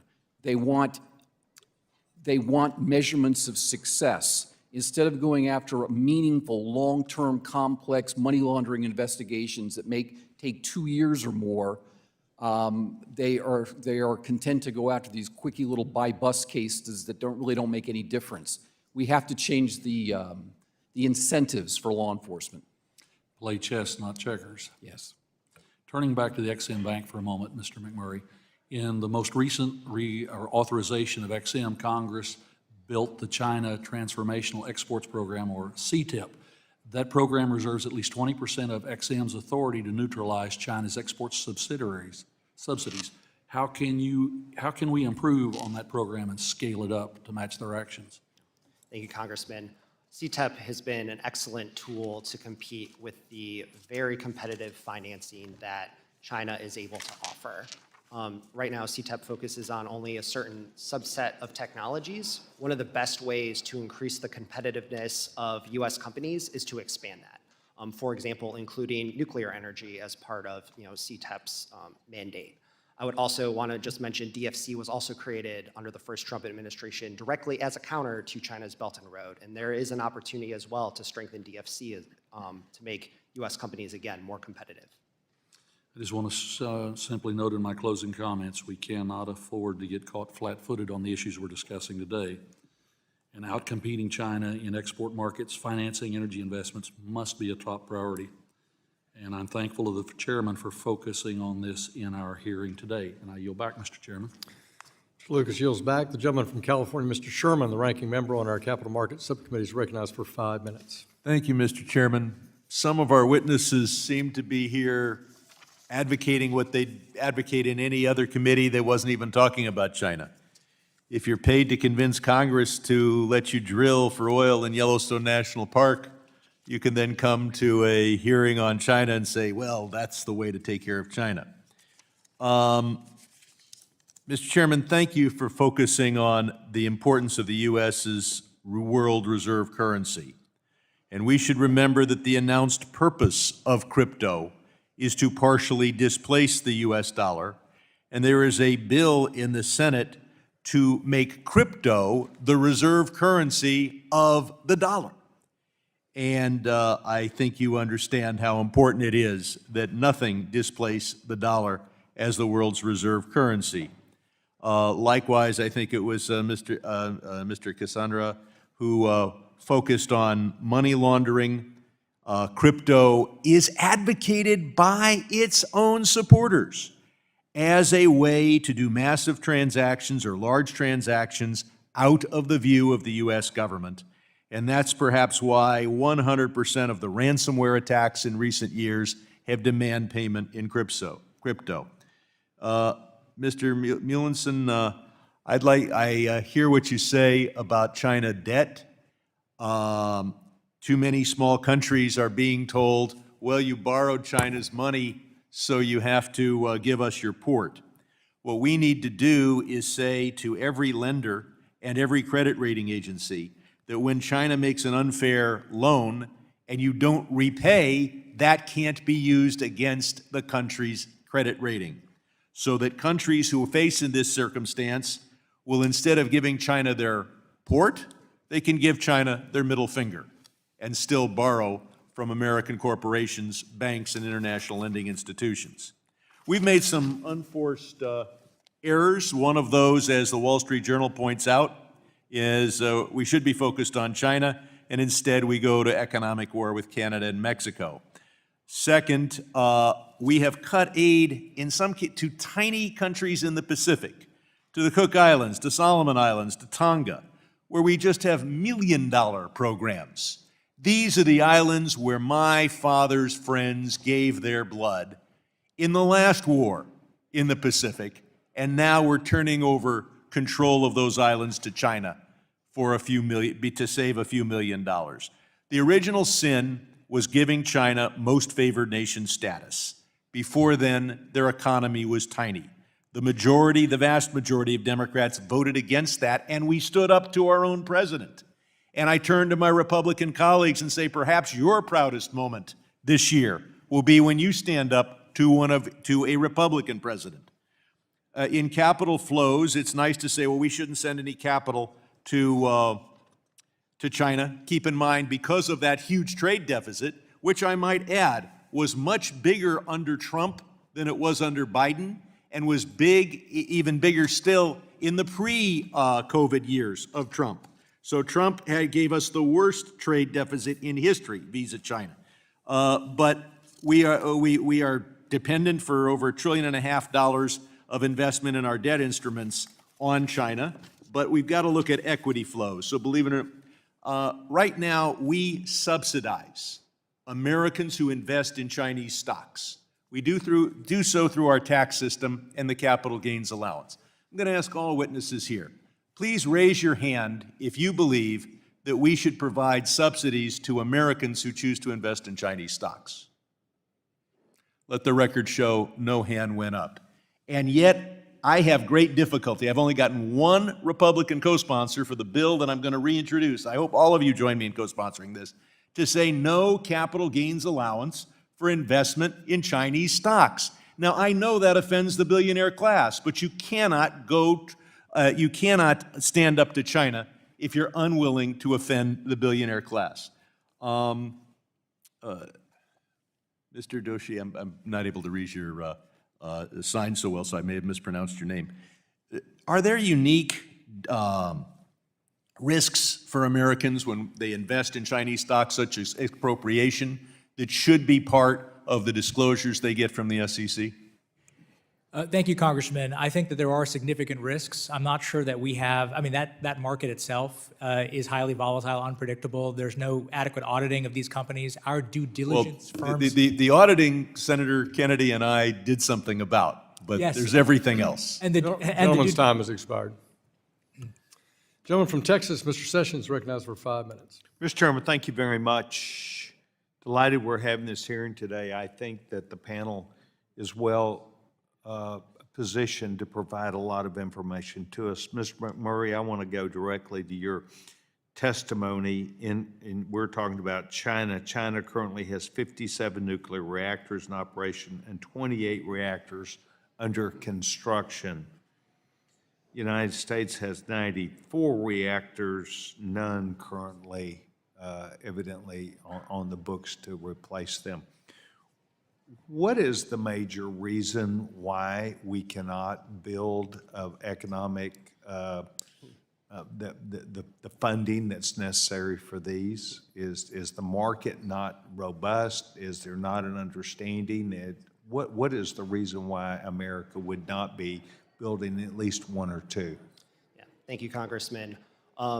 China, over the last several years, has made a concentrated, focus on building new nuclear, and that is played out in the number of reactors under construction. I would say the U.S. has also done that. There has been significant bipartisan policy for the past several years focused along every step to build new nuclear, whether it's demonstrating early technologies, developing the fuel supply chain, providing tax credits, improving the regulatory framework. Congress has really focused on this for the last several years. But the market has not gathered itself together to take advantage of this? So today there are several projects that are very close to breaking ground. There are 2 research reactors that are under construction. There are several reactors through the Department of Energy's Advanced Reactor Demonstration Program that are also nearing construction, as well as several private companies that are also looking to build. So the US they're is trying to go close. to next gen, they're waiting for the newest research and development? There is an interest in all sorts of technologies. After the Vogtle plants came online in Georgia, pairing that with the projected demand increases for electricity in the US, there's also a renewed interest in large reactors as well. And so it's important for policy in the market to kind of recognize all of these different technologies have a role to play domestically, because there is also an interest in all of these technologies internationally. Yeah, well, in Texas, we have a lot of land, but a lot of that land is being grabbed up 30 and 40,000 acres at a time for solar panels, taking then agricultural ability off that land. And we know, as you alluded to, we're going to double the amount of electricity that's necessary. Do you tell me about the proposed Trump tax cuts? Will that provide more capital available for these kinds of projects to where they don't have to come to the federal government? So focus on Texas for a moment. There's been a lot of great work out of the state to build new nuclear, including through the governor directing the Public Utilities Commission to figure out what state policies would help attract new nuclear. I think on the federal level, we've seen significant support going back to nuclear-specific tax credits that have supported the Vogtle plants, as well as existing policies that support the new technologies today. And so I think Congress has the opportunity to continue that support and continue that focus so it can provide certainty and predictability for the companies looking to build. Great. Well, we need them because we cannot continue to grab 30, 40, 50,000 acres to meet the needs of not just the electrical electrical grid system, but we need it because we're going to grow exponentially. And we've got that issue. Well, I want to thank you. I think that if we're going to be a capitalist nation and want to grow and meet the demand for all this, we need to move towards what I would call all of the above. And that has to be a better reliance upon what we're doing in particular. I want to thank you very much for being here today. Mr. Chairman, I yield back my time. Gentleman yields back. Gentleman from New York, Mr. Meeks, the ranking member on the House Foreign Affairs Committee, is recognized for 5 minutes. Thank you, Mr. Chairman. And as the chairman have just indicated, I now serve as the ranking member of the former chairman of the House Foreign Affairs Committee. And so when we are discussing the topic at hand, I have to say I come here gravely concerned about our great country. China and Russia, both nuclear-armed permanent members of the UN Security Council, have a vastly different vision of the world than we do. At least that used to be the case. The first month of the Trump administration, however, has confirmed my worst fears, that it has severely undermined American global leadership, not just for the next 4 years, but for decades to come. Just yesterday, the United States, along with a few other tin-pot dictators, Russia and Russian satellite states, voted at the UN not to condemn Russia's aggressive, unprovoked, and unjustifiable invasion into the Ukraine. Mr. Doshi, just give me a yes or a no. Do you believe it's in our interest to stand with Russia over Ukraine? To stand with Ukraine. And I would also ask, just yesterday I dropped a resolution. I would ask my colleagues on the other side of the aisle to join us on this resolution that just basically says because this is the third year of Russia's invasion into Ukraine. Join our resolution. All it says is that we condemn Russia's invasion of Ukraine, of which the UN tried to pass and we voted, or the administration voted against. Mr. Doshi, let me ask you another question this time, as you are an expert on China. Do you believe that China will read into our failure to stand up to Ukraine as it thinks about aggressive action against Taiwan or in the South China Sea? I'm always reluctant to say that credibility transfers like that. In this case, however, everything I've ever learned about the Chinese Communist Party tells me two things. First, they're disproportionately focused on the U.S. use of power. That is, if they think we're weakening, they're more bold. And number two, if they think domestically we can't rise to the occasion against Russia, they'll think we won't rise in defense of Taiwan. So if we don't stand for Ukraine, they will be emboldened in Taiwan, in the Taiwan Strait and the South China Sea. That is a strong belief that I have based on everything I've ever studied. Thank you for that. And so, what we have to do is let's review the record of our president and his positions on China. Back in 2017, he signed a deal to let ZTE Corporation off the hook despite their record of violating U.S. sanctions, which to this very day undermines telecommunication security around the globe. In 2020, he repeatedly praised Xi for the job he did regarding COVID-19, instead of criticizing China's secretive response and failure to allow an impartial investigation into the origins of the coronavirus. And since returning to office, President Trump allowed TikTok to continue to operate in the United States despite clear congressional intent to the opposite effect. Second, he has severely undermined economic trust in the United States among allies worldwide by aggressively threatening tariffs on our allies. This includes tariff threats on semiconductors from our close Taiwanese partners.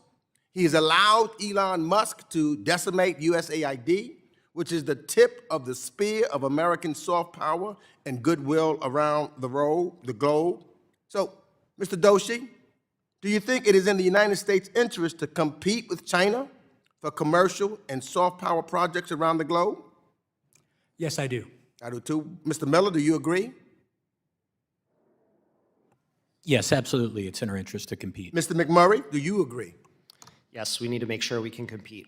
And so now I'm hearing that the president wants to sign a big deal with China to get them to buy more of our commodities while allowing the PRC to build up its military and undercut our workers. All of this is encouraged by Elon Musk and others who have enormous business interests there. So let me be clear. I think we need to continue to trade with China, and I'm not supportive of the trend of stoking xenophobia or undermining our economy just to spite the PRC.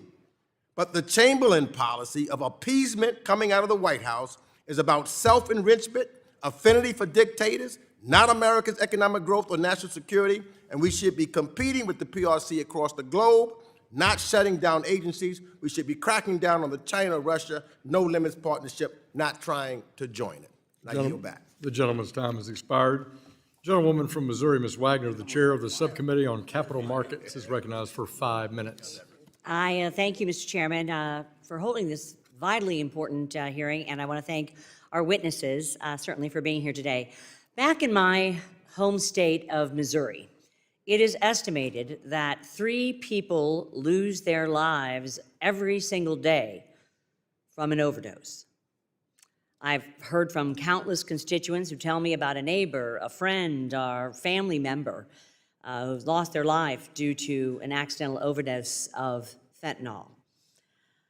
Transnational criminal organizations, many of them based in China, make millions of dollars off the illegal production and trafficking of this deadly narcotic. The CCP knows this and is allowing it to continue. There are many different ways in which federal policy needs to be strengthened to combat this crisis, but to quote the testimony of one of our previous witnesses, financing serves as the oxygen for criminal networks. We must coordinate our government response to identify, isolate, and interdict the financing, manufacturing, and trafficking apparatus of fentanyl and its precursors from China through Mexico and into our neighborhoods. We must cut off the oxygen to these criminal networks. Mr. Cassara, can you describe how Chinese entities exploit both the Chinese and American financial systems to launder illicit funds gained through fentanyl trafficking? Being mindful of my time. Thank you for the question. I think one of the primary ways they undermine the integrity of our financial system is because they use a lot of methodologies and enablers that are Chinese-centric, and many of these are designed to bypass our financial transparency reporting requirements, meaning they use things like trade-based money laundering, underground financial systems, value transfers, mobile phone apps, these types of things that we are not set up to capture from our primarily money laundering countermeasures, financial intelligence. And in what ways is the Chinese government complicit in this illicit financing? Well, as you said yourself, China, the CCP, it's a command state. They are aware of what they're doing. They are aware of criminal triads and criminal organizations committing crime and laundering money. If they wanted to shut a lot of this stuff down, they could. Nothing happens in China, or for that matter, with their diaspora, without their permission. And how does the United States government need to change or alter its current oversight or enforcement to ensure Chinese entities are not laundering funds in these illicit ways, as you've outlined, through American companies? Well, there's a number of things that I put in my written statement as far as recommendations, but if you're talking about, for example, underground financial systems, illegal or unregistered money remitter services, for example, we need to do a much better job of enforcing the fact that these companies need to be registered with FinCEN, and I think licensed in 49 of the 50 states. We're not ensuring that that's done. On his first day in office, President Trump issued an executive order to designate drug cartels as foreign terrorist organizations. Mr. Cassara, how will terrorist designations affect the flow of funds between China and drug cartels in Mexico? I think we have to wait a little bit to see how this plays out, but I think it will give the administration and the executive branch, including law enforcement and intel, and even our diplomatic corps, more tools to go after these organizations. And clearly that's the intention. Does this designation impact any potential U.S. intermediaries that the drug cartels use to launder funds? I think it depends on the specifics, but I think this is focused on those cartel organizations. If they use third parties or whatever, we'll see what happens. Are there stronger steps, sir, that Congress can take to disrupt these financial networks? I would go back to, again, some of the recommendations I put in my statement, but I think we need to enhance and prioritize law enforcement. This is where they're most vulnerable. But we're not making cases, and there's a number of reasons for this. Some of it, we're just not aware of it. We don't have the tools. Most importantly, law enforcement doesn't have the resources. I thank you, and hopefully we're going to be getting them the resources here soon to dig even deeper now that we've designated them as terrorist organizations. My time's expired, Mr. Chairman, and I yield back. Gentlewoman yields back. The gentleman from Georgia, Mr. Scott, is recognized for 5 minutes. Ladies and gentlemen, China is taking advantage of us. They are looking at the United States now as weaker than ever. Reports now indicate an increase in efforts by Chinese hackers to infiltrate U.S. government networks and classified systems with backing directly from the Chinese government. Need I look at fentanyl that's destroying the very fabric of our nation? Our young people in record numbers? It's almost like China has declared war on the United States. And damn it, we need to declare war back. I hope this hearing will go far and loud. We are tired of China taking advantage of the United States. Our young people are too precious. And as you know, CFIUS recently experienced a CP-backed cyber breach meant to undermine the committee's integrity. This is too significant a threat to our national security and economic security, Jordan. Some of y'all may remember, I said right here in this committee, when we let the damn balloon go over there after China had taken all their data from our farmland, our food, and from our sensitive areas, our military bases, and waited till it got over there off of Myrtle Beach and Atlantic Ocean, then we shoot it down.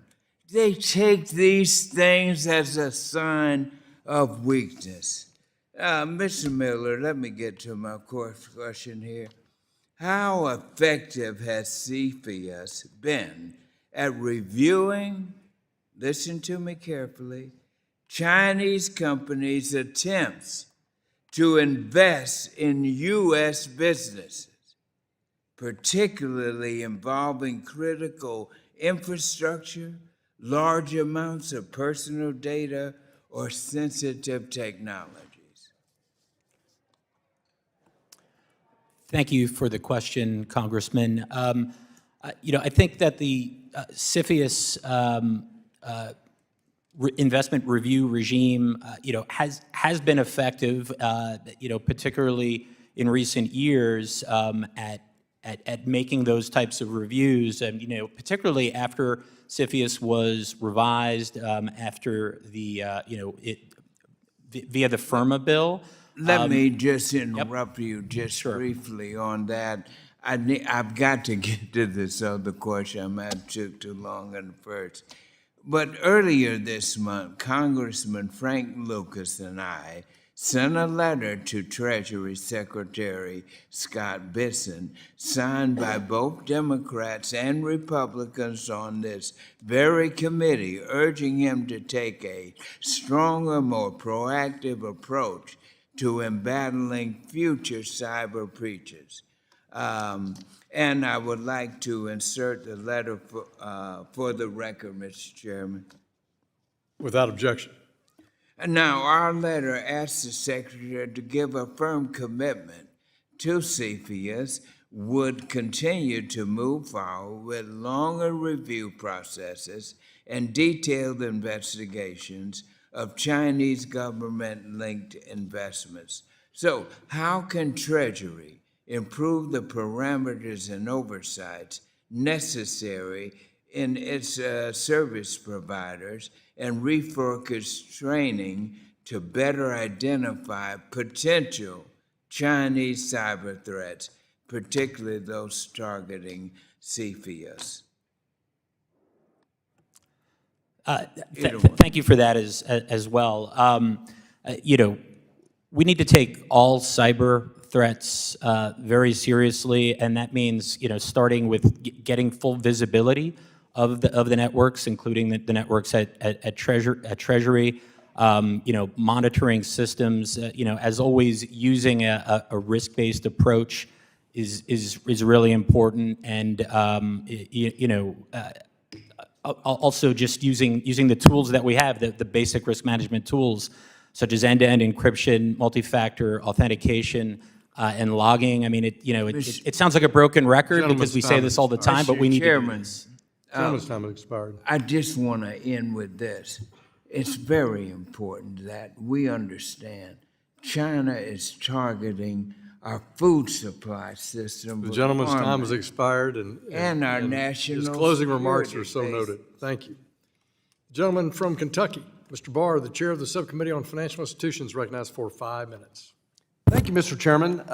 So last Friday, Mr. Miller, President Donald Trump issued an executive order titled America First Investment Policy. He also issued a national security policy memorandum in which he stated that we will adopt new rules to stop U.S. companies from pouring investments into China, stop China from buying up America, and allowing, at the same time, all of those investments that serve American interests. Seems to me this is exactly the right policy. This is the America First policy. It's the policy that says that investments that help advance our national and economic security should go forward, green light, and investments that undermine our national security should not go forward, red light. A red light, green light system. And I appreciate that because it's common sense, and this Congress has been focused on an outbound screening tool and legislation over the past several years. I introduced the Chinese Military Surveillance Company Sanctions Act, which was a sanctions entity-based approach. And then we also introduced the COINS Act at the end of the last Congress, working with the Speaker's office. It was a bipartisan effort and a bicameral effort, and we added an additional focus on specifically defined technologies. Now, what I have always said on this committee and on the Select Committee on the Strategic Competition with the Chinese Communist Party is that our advantage is that we're capitalists, and we allocate capital effectively and efficiently. Their disadvantage is that they're communists, and they misallocate capital. And this is perhaps why Chairman Xi's crackdown has actually backfired on the Chinese economy, and why U.S. venture capital deals have fallen in China by 87%, and by 2023, net foreign investment into China turned negative for the first time on record. But it's also true that U.S. investments made in China still are valued at about $127 billion. So I want you to address specifically this first comment you make in your written testimony, Mr. Miller, that overly broad investment restrictions could actually decrease economic security, and that policymakers should be mindful of the economic security value of outbound investments. Explain that a little bit. Thank you for the question, Congressman Barr. Yes, I think that in my experience anyway, I mean, companies absolutely want to and make their best efforts to comply with these regimes. But if the scope is overly broad, or it's not clear, and defined as to what exactly the companies are supposed to be doing, it really does create some headwinds there in terms of compliance. I mean, I think specifically with respect to the outbound regime that you're talking about,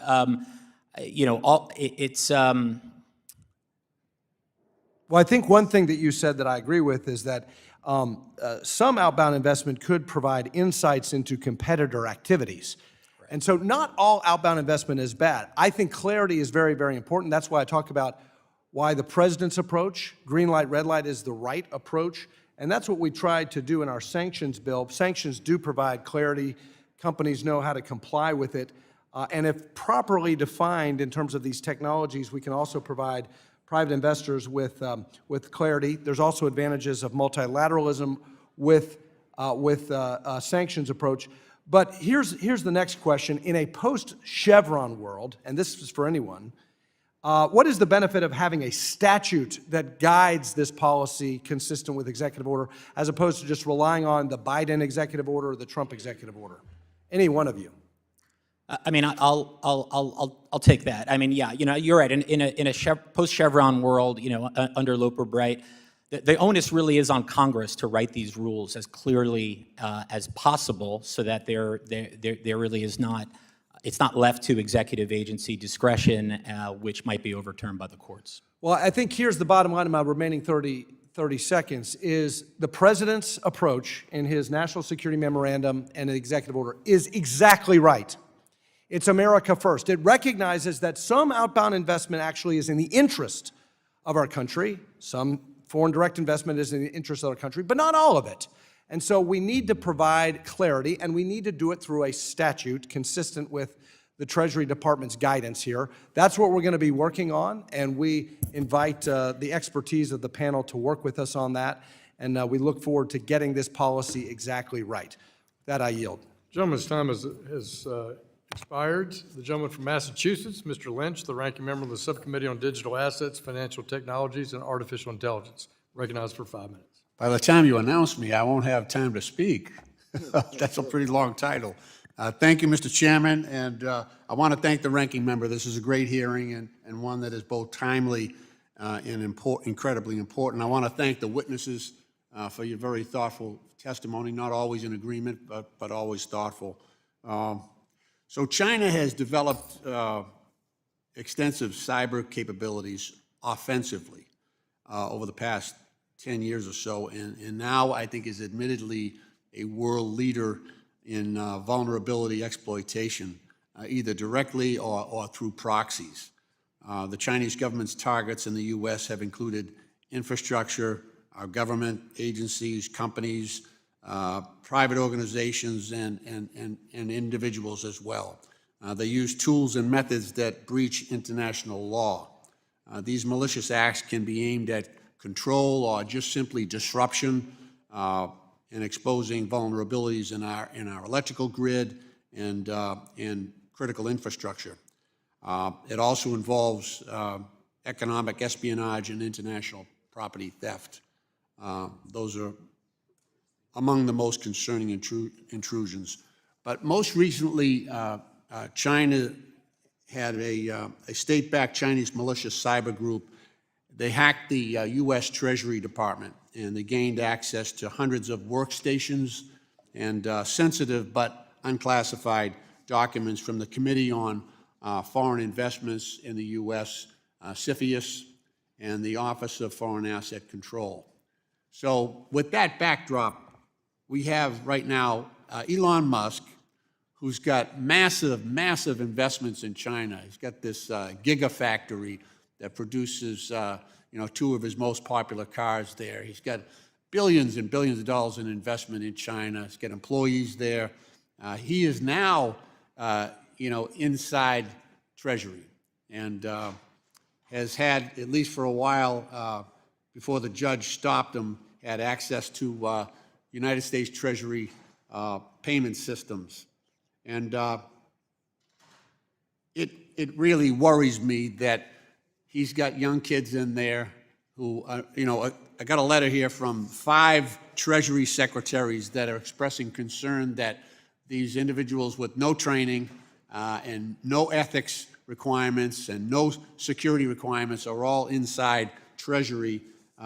Meanwhile, they work for a guy that has billions of dollars of investments in China. It just looks like, a bad situation.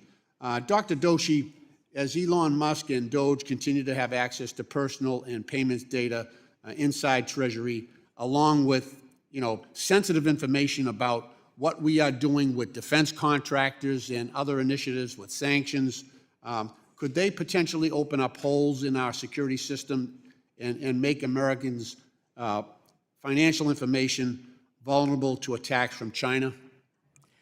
Thank you, Congressman. China is the most capable cyber actor the U.S. faces. And I think that there's a risk that efforts to kind of take data off government systems and put them perhaps even on private systems so they can be run through artificial intelligence will create additional vulnerabilities that China will be very happy to exploit. What are the strongest measures we can take in terms of requiring the people who have access to that system maintain the integrity of the financial system itself? Thank you, Congressman. I think that there's a number of technical steps that have to be taken on the end-to-end encryption side, on securitization of security, essentially for that equipment, technology, the data. But there's also a human element as well. And I worry about mass firings leading to insider threats, particularly of people with clearances. Should those individuals, if they have access to any of that, all go through a lengthy and robust security clearance process? My personal view, based on my time working in the NSC, is that more and more of U.S. government work in these sensitive areas should be moved to classified systems. That doesn't mean it can't be democratically accountable, but the unclassified systems are compromised, whether at the State Department, Treasury, or the U.S. Trade Rep, which gives China insight into what we're doing and advantage in negotiation. We should move that into a more secure system. All right. Mr. Chairman, that just about wraps up my time. Thank you. I yield back. Gentleman yields back. The gentleman from Texas, Mr. Williams, Chairman of the House Small Business Committee, recognized for 5 minutes. Thank you, Mr. Chairman, and thank all of you for being here today. I appreciate it. The lack of transparency into the Chinese economy is a large concern of mine, and one of the world's largest creditors. This lack of insight presents extreme risk to the United States economy and our national security.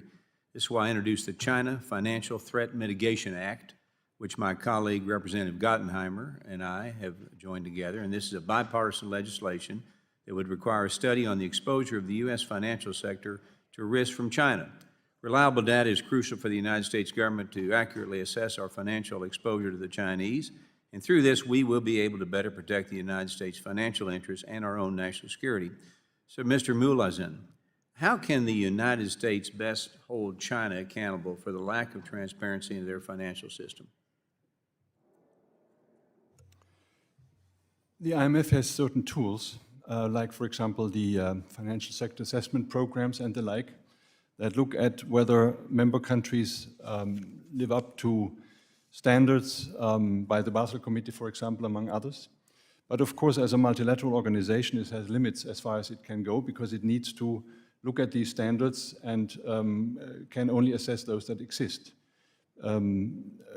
So the IMF as such has no direct tools to increase transparency, but it can publish them, their findings. It can rely on peer pressure and shareholders in the IMF to then exert pressure on China to improve its policies.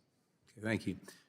China has continuously exploited global supply chains to advance their strategic ambitions using economic coercion, forced labor, and predatory trade practices to dominate key industries. And this has created vulnerabilities for the United States and puts American businesses and consumers at the mercy of the Chinese Communist Party policies.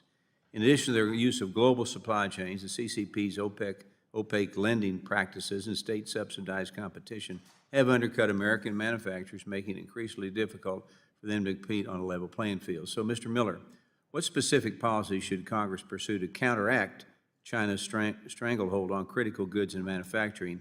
And additionally, how can we create a stronger incentive for American companies to diversify their supply chains and reduce dependence on China? Thanks very much for the question, Congressman. It's absolutely critical that we focus on supply chain resiliency and security. And I think companies, certainly in the technology sector, for some time have been working to increase supply chain diversity. We have to be realistic that we have complex global supply chains right now. And it will not be an overnight process, but moving certain parts of manufacturing and supply to friends and allies as well as the United States is something that is already underway. In the short time I have left, throughout your career, Mr. Cassara, you have investigated international money laundering networks and underground financial systems that enable transnational crime. So today we see Chinese financial networks playing a key role in laundering fentanyl profits for Mexican cartels, using a trade-based money laundering and underground banking to move illicit funds while evading U.S. authorities. So given China's history of shielding these operations from scrutiny, what steps should the U.S. take to disrupt these financial channels, and what is China's end game, do you believe, in weaponizing fentanyl in the U.S.? Thank you for the question. Regarding fentanyl, I believe it is a form of asymmetric warfare that the Chinese are employing against the United States. Maybe some of this goes back to, the opium wars of a century or so ago. I think in effect, it's retribution. To answer your question about what can we do for underground financial systems, we could talk for a great length of time about this, but I think one of the most important initiatives that we came up with a number of years ago are trade transparency units, basically having customs information exchanged back and forth, just like the Egmont Group of Financial Intelligence Units, where we exchange financial intelligence, exchange customs-related information, imports and exports, to help look for anomalies in specific trade transactions, over and under invoicing, for example. This initiative has been stalled. In my opinion, one of the reasons it's been stalled is because legacy customs has been shortchanged through an emphasis on immigration enforcement, under Immigration and Customs Enforcement. I think my time is up. Thank you for your testimony. Gentleman's time has expired. The gentleman from Missouri, Mr. Cleaver, ranking member on the Housing and Insurance Subcommittee, is recognized for 5 minutes. Thank you, Mr. Chairman. A couple of years ago, I was in Addis, in Ethiopia, Addis Ababa, and as I moved around the city,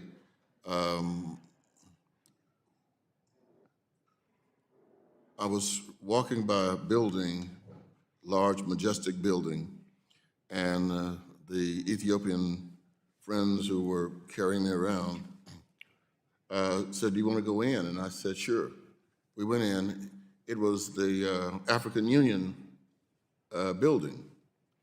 And as you walk into the building, there's a sign about the gift of this building to Ethiopia by the Chinese. When I went down south to Tanzania, where I have about 50, 75 family members actually our ranking members met some of my family members from Tanzania. All they could talk about was the money China was spending in Tanzania. The ambassador appointed by Bill Clinton, Charles Stith, Dr. Charles Stith, had really revved up everything he could in Tanzania to attract the attention of the United States because China was steadily investing in Tanzania. And unfortunately, as China was investing, we were decelerating. And if you go all the way through the continent, you'll see that China has created quite a relationship with the entire continent. Dr. Stith wrote a book called For Such a Time as This, and I think that that book would be contrary to what we've just seen with USAID. So we can't take advantage of anything now. China has had some failures. They did establish 25 economic zones on the continent, and in 16 different countries, by the way. And when the USAID shut down, let me find out from those of you who we move on down, how many of you think that it was a mistake, or it is a mistake for us to cancel out all of the work that people have been trying to do, like Dr. Stith, in Africa, and all of a sudden we make a statement that, we're first. We're not that interested in helping anybody except ourselves. How do you think that's coming across, and does it impact the economy of the continent when obviously China is trying to take over?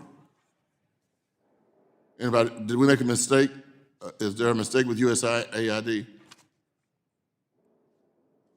Please. Yes, Congressman, I think it's a mistake to cut USAID in this fashion. It needs reform, but this is not the way. I think it will hurt unless it is replaced by something else relatively quickly.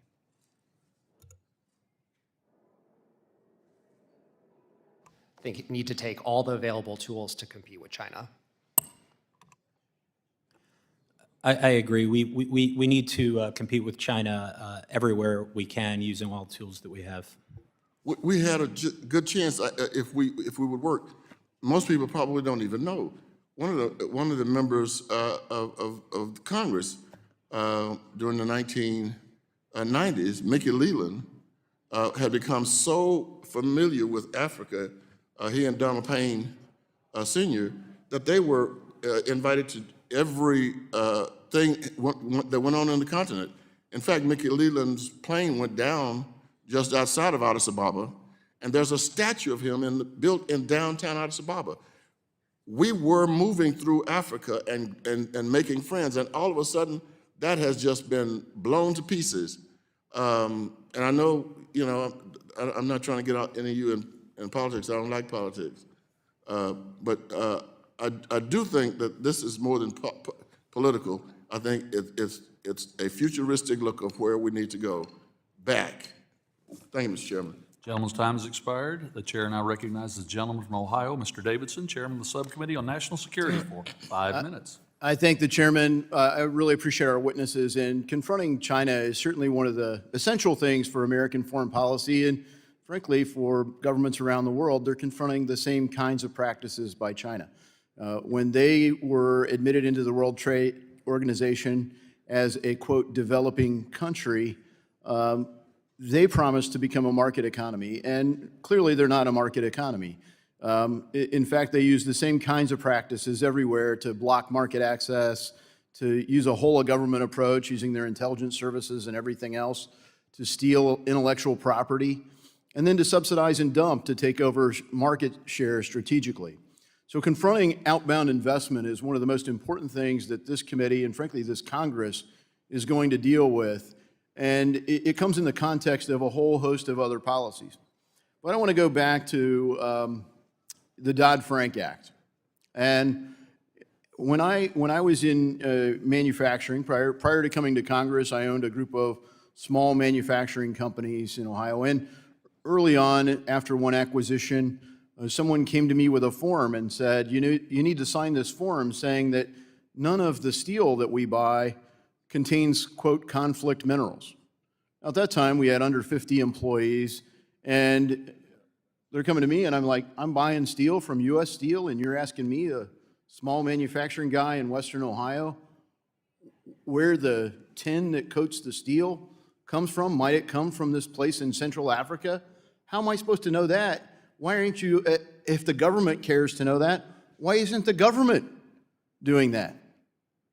Well, this is the fallacy behind one of the approaches to our Outbound Investment Act. This is the Cornyn approach in the Senate. This has been one of the approaches presented through the Foreign Affairs Committee. But thankfully, in this committee, this Financial Services Committee, where we follow the money, we know that really doesn't work. It just shifts a burden to the private sector. And the reality is the private sector doesn't even have the resources to know the answer to some of these things. We don't do that when it comes to sanctions. We use an aggressive licensing approach that targets specific actors. It does take a lot of work, and the sanctions regime itself is stressed. It goes back to 1975. But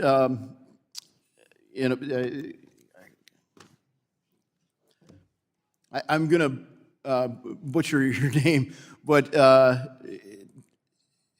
Mr. Mearsheim, I can't find the note here, and I can't see without reading glasses. So, can you highlight like the problem with this approach, where you put the burden on the companies?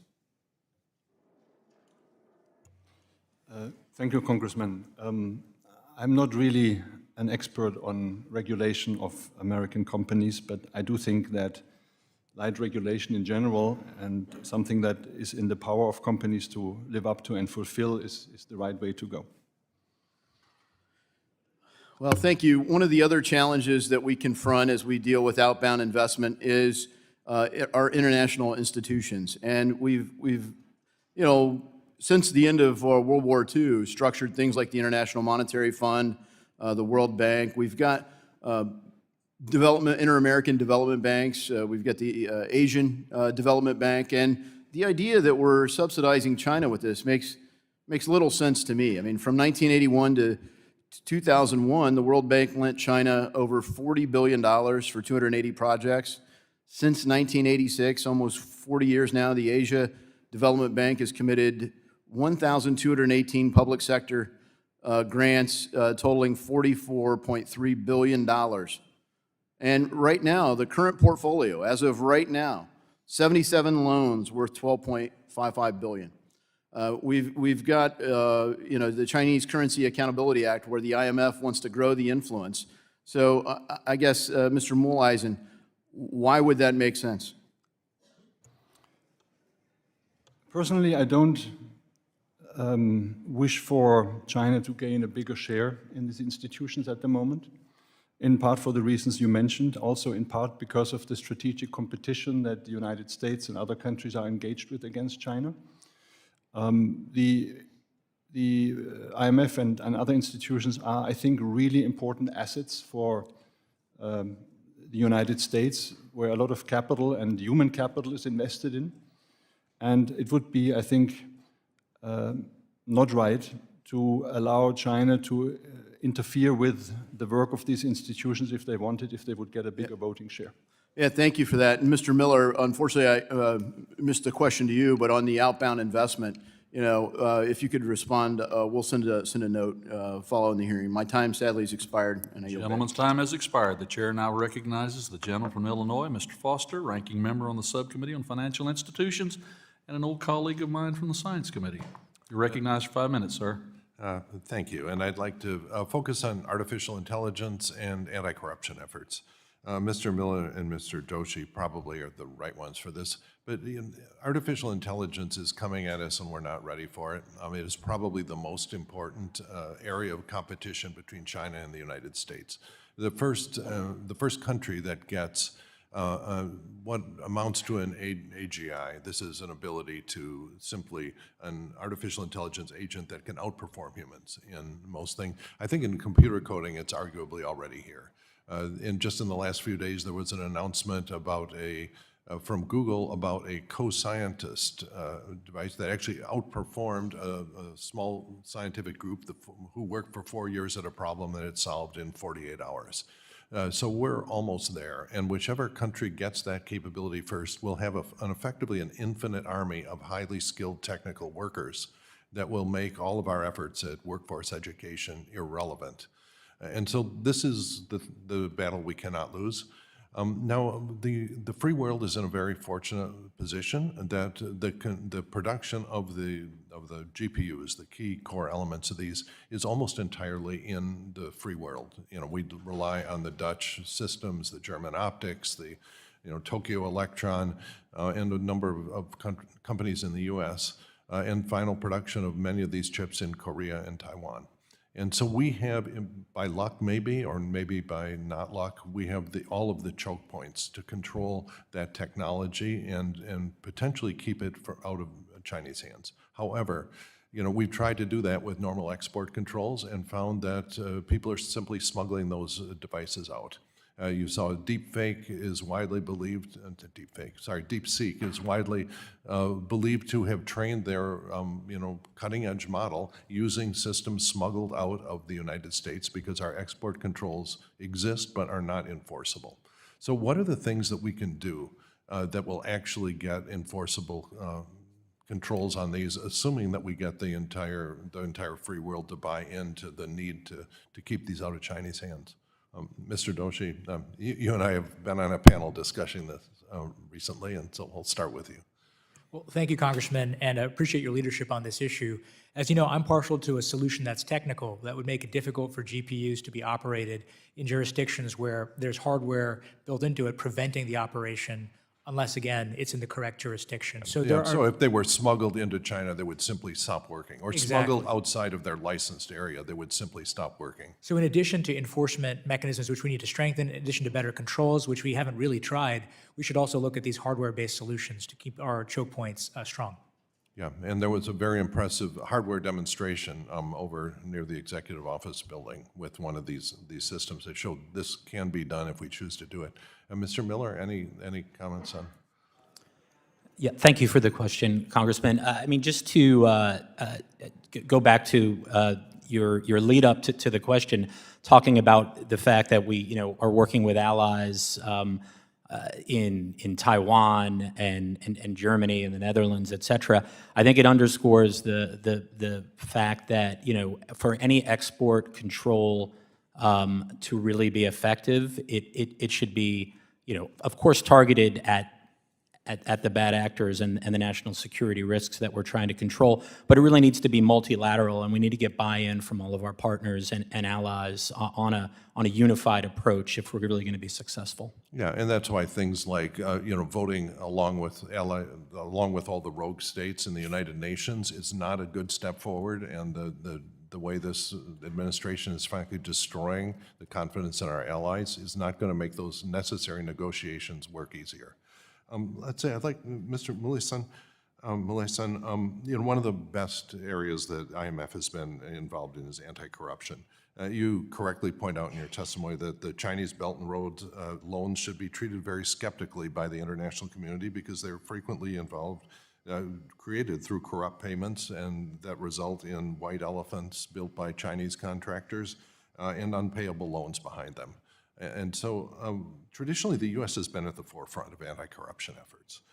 So can you just say quickly how the U.S. benefits from leadership in anti-corruption efforts, as opposed to what we've seen with the administration announcing recently they are no longer going to enforce the Foreign Corrupt Practices Act because apparently the president believes it has blocked some deals that he wanted to do. I think you've got a few seconds here. So. Yeah, I think it's important to pursue the avenue that bad loans start from the corrupt practices, and China has demonstrated that. And while there is a need to respond and to expand U.S. loans and projects, one has to very carefully weigh the pros and cons of what has just been proposed. Gentleman's time has expired. The chair now recognizes the gentleman from Tennessee, Mr. Rose, for 5 minutes. Thank you, Chairman, and thanks to Chairman Hill and Ranking Member Waters for holding this hearing, and thank you to our witnesses for taking time to be with us. Last Congress, Ari Rubenstein testified that we should be more concerned about how prepared American capital markets are for a Chinese invasion of Taiwan. Mr. Doshi, I know that you believe the Chinese market is highly volatile. As we look to prepare our markets for geopolitical instability, would it not be beneficial to have better market data regarding our systematic and material risk exposure to China? Congressman, I think you are exactly right. We need better information about our vulnerabilities across a variety of sectors in the financial sector, supply chains, and in addition, this is harder to do because our due diligence firms in China are being shut down. I think we are woefully underprepared in the event of a Chinese invasion of Taiwan, and I know that my colleagues plan to introduce widely supported legislation that would provide us with key data on exposure risk. I believe that, coupled with a heavy-handed tariff strategy, will incentivize American industry to return home and protect our markets. And just a further comment, I am just always kind of struck by the difficulty in getting visibility for the exposure to China. I sit on the board of a nonprofit with investments across a range of assets, and I have been asking this question now for a number of years and have yet to get a really clear dial-in on exactly what our exposure is. I think if there was a terrible event vis-a-vis Taiwan, we would find out real quickly exactly what that exposure looks like, but that would be too late, of course. Shifting gears now, in Tennessee, we are proud to be a leader in nuclear energy innovation through the Oak Ridge National Laboratory and the efforts at the Tennessee Valley Authority. However, we are not innovating fast enough, in my view. China is building dozens of nuclear reactors. You've testified to that today, witnesses have, and looking to finance, China is looking to finance even more abroad. We are learning now that China is expanding its nuclear influence internationally by funding projects in Pakistan and Argentina. Mr. McMurray, how does China incentivize foreign nations to accept their funding for these international nuclear projects? Yeah, thank you, Congressman. China is able to offer very competitive financing packages, and they've done that, for example, in Pakistan, to some loans, 2% interest, for example. That's very hard for private U.S. companies to compete with. That said, there is a real opportunity then to leverage other financial institutions such as XM and DFC. Two really recent examples are in Romania, where the Department of Energy and the XM Bank work together to essentially finish a project in Romania where China was also competing. And the US ultimately won that project, issued a loan for some pre-construction work that directly benefited US jobs, then also signed a letter of interest for a multi-billion-dollar loan there as well. And so we've seen examples where when US companies are on a more level playing field, they are able to compete in other countries. Do you think that our technology and our focus on maintaining American superiority in terms of just the technology available, is that an issue, number one? And number two, our own failure to move forward with projects here domestically, how big of an impact does that have on our ability to provide or to win projects overseas? Yeah, so the private companies developing new technologies are one of the US's greatest assets. And that gives us the ability to compete globally because countries want to work with the US and build these technologies. The challenge is if we're not at the table by either building them or developing them, they're going to turn to other options. Recently, that's been Russia, and China is well poised to take that if the US doesn't make sure we have the tools to be able to compete. As we've been discussing, part of what has made Oak Ridge National Lab in Tennessee so successful is how it leverages public-private partnerships to resolve technical hurdles and develop industry-leading technology. Mr. McMurray, using Oak Ridge National Lab as an example, how can the government improve American private corporations' abilities to compete with China? Yeah, the Department of Energy and the National Lab System are an incredible resource for private companies. The public-private partnerships to develop technologies allows these early ideas to really get to market. A great example recently out of Oak Ridge is the development of triso fuel, which is a type of fuel for a lot of new reactors. There's going to be a fuel facility being built near Oak Ridge, Tennessee, and this technology is going to be built here in the US as well. And so taking those ideas from market or from the lab to the domestic market and then to the global market really should be the goal for a lot of these public-private partnerships. Thank you. My time has expired. I yield back, Mr. Chairman. Gentleman yields back. The chair now recognizes the gentlelady from Ohio, Mrs. Beatty, ranking member of the Subcommittee on National Security, for 5 minutes. Thank you, Mr. Chairman. My first question here goes to you, Mr. Cassara. As a member of this committee, I'm proud to have supported legislation that would protect Ohioans from dirty money and harmful effects that it has on our communities. For example, the Corporate Transparency Act, passed by Congress with bipartisan support and signed into law by President Trump, will help us understand who really owns anonymous shell companies and will give our law enforcement more tools to keep our communities safe.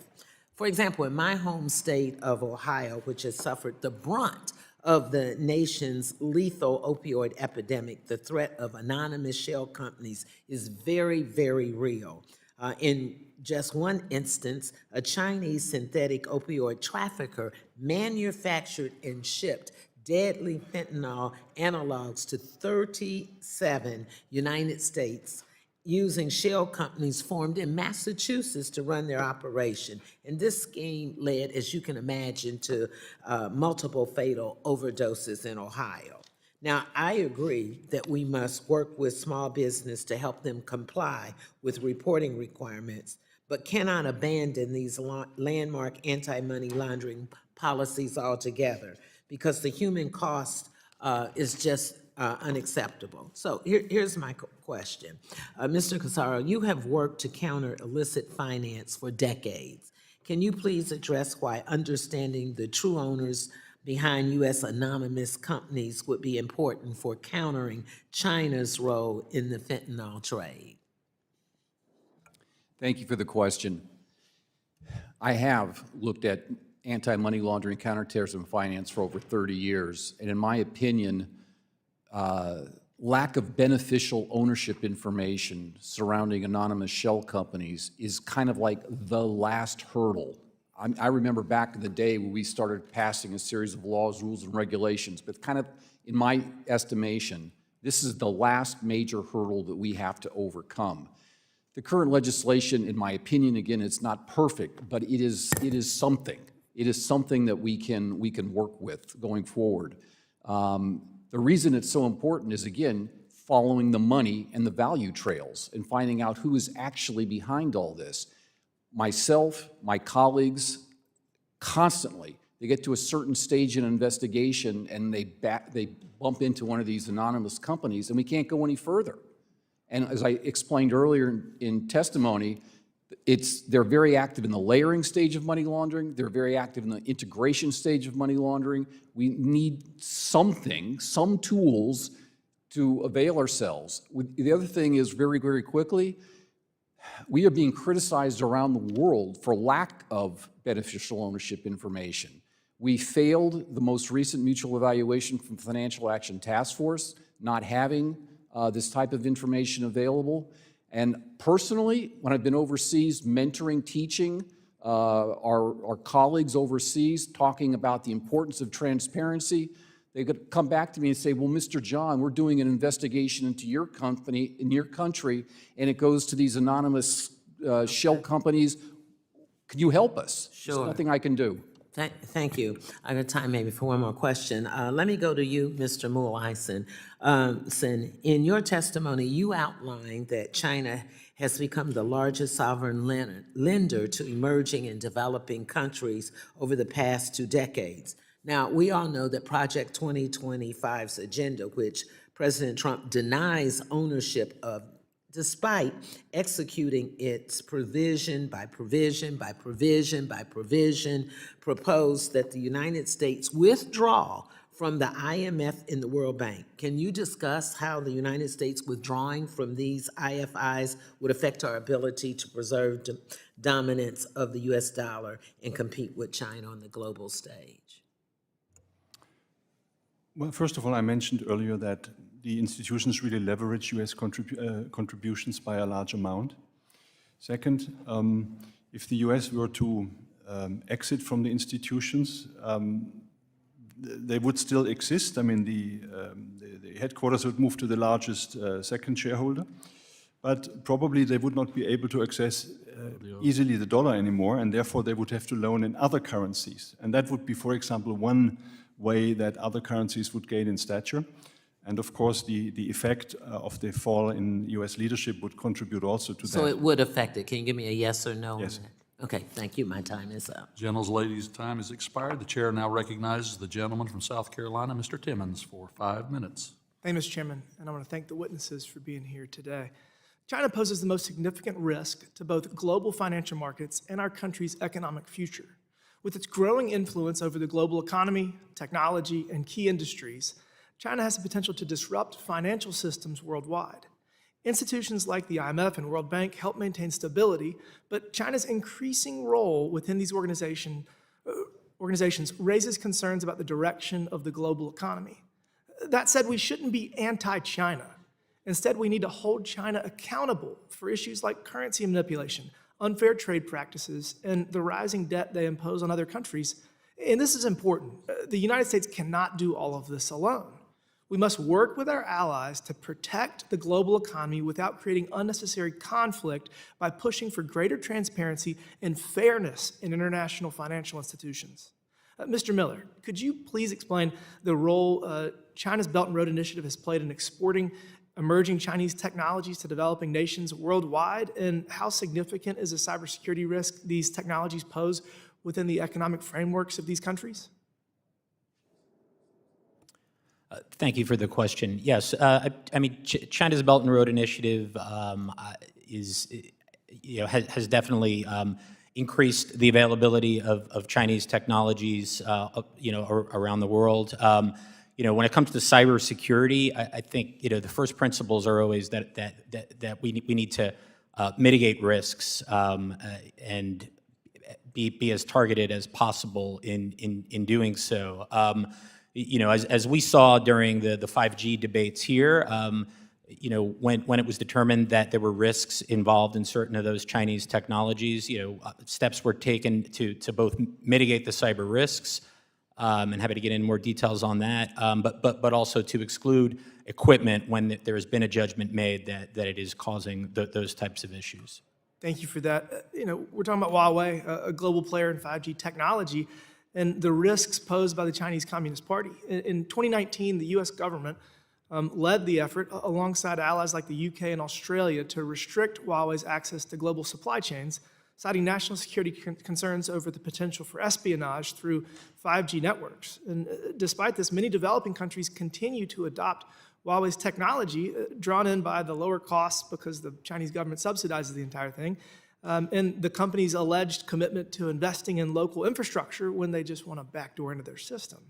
But Huawei's growing presence in the global infrastructure, particularly in developing nations, has caught the attention of the IMF. The IMF highlights the complex relationship between economic development and geopolitical risks. For many of these countries, Huawei's affordable and advanced 5G technology is vital for building telecommunications networks, which are crucial for economic growth and modernization. At the same time, the U.S. has urged nations to reconsider their reliance on Huawei, citing concerns over espionage and Chinese influence on communication systems. This has created a challenge for the IMF because it has to balance the need for financing and long-term stability with the political and security risks that could impede development. In 2020, I introduced the Promoting Secure 5G Act to counter China's efforts to expand its telecom influence in countries receiving aid from international financial institutions, particularly the IMF and the IFC. I was pleased to see that bill was passed into law as a part of the 2022 NDAA. Mr. Mühleisen, how has the IMF approached the challenge of balancing its mission to support global development with concerns raised by Western nations about potential security risks linked to Huawei and other innovative Chinese companies that have close ties to the CCP? I think the IMF as a multilateral institutions cannot really assess the technological risks. The money that is being provided is for balance of payment support. And of course, it is up to the countries how to spend it and use it. And the IMF as a macroeconomic organization cannot go into the details of how it is used. Thank you for that. I think the Huawei example is a perfect way to chart a path forward to hold China accountable. Obviously, Huawei was engaging in untoward behavior, and exposing the cybersecurity risks associated with them essentially giving away 5G to developing countries and getting our allies to get on board to essentially force Huawei to become an arm's-length transaction in the future. I think it's a perfect example of how we can band together with our allies to hold China accountable. Thank you, Mr. Chairman. I yield back. Gentleman yields back. The chair now recognizes the gentleman from Illinois, Mr. Keston, for 5 minutes. Thank you, Mr. Lucas. So thank you all for coming here today. I really appreciate the chair bringing up this important hearing. I want to focus, there's a lot about sort of theoretical future risks. I want to talk about real-time ongoing risks. And things that 6 months ago were very bipartisan. I hope they're still bipartisan. We had, as part of the continuing resolution, an agreement to block outbound investment in China. I think Mr. Davidson, Mr. Barr have alluded to pieces of that. I suspect from their comments they may not have agreed with all of it, but it was a very bipartisan agreement that had been developed. That package was removed under pressure from Elon Musk right at the end of the last term, and so now we don't have an outbound investment screen that we would have had but for that pressure. Are any of you familiar enough with the terms of that proposal for me to just ask you a couple follow-up questions? Oh, you're all stands. Well, let me just share with the concern and what's going on there. That provision would have restricted or required notification of U.S. investments in Chinese companies that were involved in semiconductors, microelectronics, quantum information technologies, and AI. If that's the only thing you know, I see, Mr. Doshi, I see you nodding your head, so I'm going to pick on you here. Let's say that you owned a U.S. automobile-based company that got its start in an infusion from capital from a Department of Energy loan from the Loan Program Office. You wanted to build factories in China to bring self-driving cars from China. Does that sound like something that might be restricted or retained under that program? I think it's possible under that program that could be restricted. Okay. And you'd also like to build an AI data center in China to train the algorithm that's needed for your autonomous vehicles. That sure sounds like something that would also probably be restricted given the data collections. Yes, Congressman, I think a sectoral approach does make sense. Okay, so that of course is Elon Musk I'm talking about, and it makes perfect sense if he is only looking out for his self-interest that he might have pressured Speaker Johnson or others to pull that from the floor. I'm speculating, but why else would he, right? Now, we also, 6 months ago, had a very bipartisan agreement to force the sale of TikTok from a CCP-controlled company. We had lots of hearings, lots of scary information about the way that the CCP was taking data, the way they were weaponizing that data in places like Taiwan, and could potentially weaponize it in the United States. All of a sudden, Trump comes into office, and that deal is indefinitely postponed, not legally, because the law is very clear, the sale should have happened. Again, one questions the motives. We've had Elon Musk, who has said, this is a direct quote from him, he said that Taiwan is an integral part of China. From a diplomatic perspective, that sounds an awful lot like Donald Trump saying Zelensky is a dictator. Mr. Doshi, any comments on what that might do to Chinese aggression in the region if they hear the United States, the leader of the United States, suggesting that Taiwan is integral and Russia can take land by force? Congressman, I think that the PRC looks very carefully at our statements and actions on Taiwan and in Ukraine. They think that if we, for example, abandon Ukraine in a fit of dysfunction, then that means that we're not going to come to Taiwan's defense. It will embolden them, as will statements that suggest that Taiwan should pay us for defense. I share the concern. Last thing that happened, Trump gets into office, issues a meme coin. The meme coin, as all meme coins does, surges in value and then collapses because it's a piece of garbage. But along the way, there are $120 million worth of trades made by Chinese investors. The Trump family and entities controlled by the Trump family made over $100 million in brokerage fees. So even though they didn't get the value of the coin, because there is no value of the coin, they've made $100 million in deal fees. The World Liberty Financial, Trump's entity, which was about to hit a liquidity crisis, all of a sudden got a $30 million infusion of capital from Justin's son, whose Tron blockchain is used by drug traffickers and terrorist groups, that all of a sudden gave Donald Trump access to the cash flows from that company under their terms of agreement. My question for you all, and I say this is an immediate concern, is there a national security concern if entities affiliated with the Chinese Communist Party have direct economic involvement with the President of the United States and Elon Musk? If you're hesitating on that question, let me put it another way. Should we care about national security only when it is bipartisan? Or should we care even more when the call is coming from inside the damn building?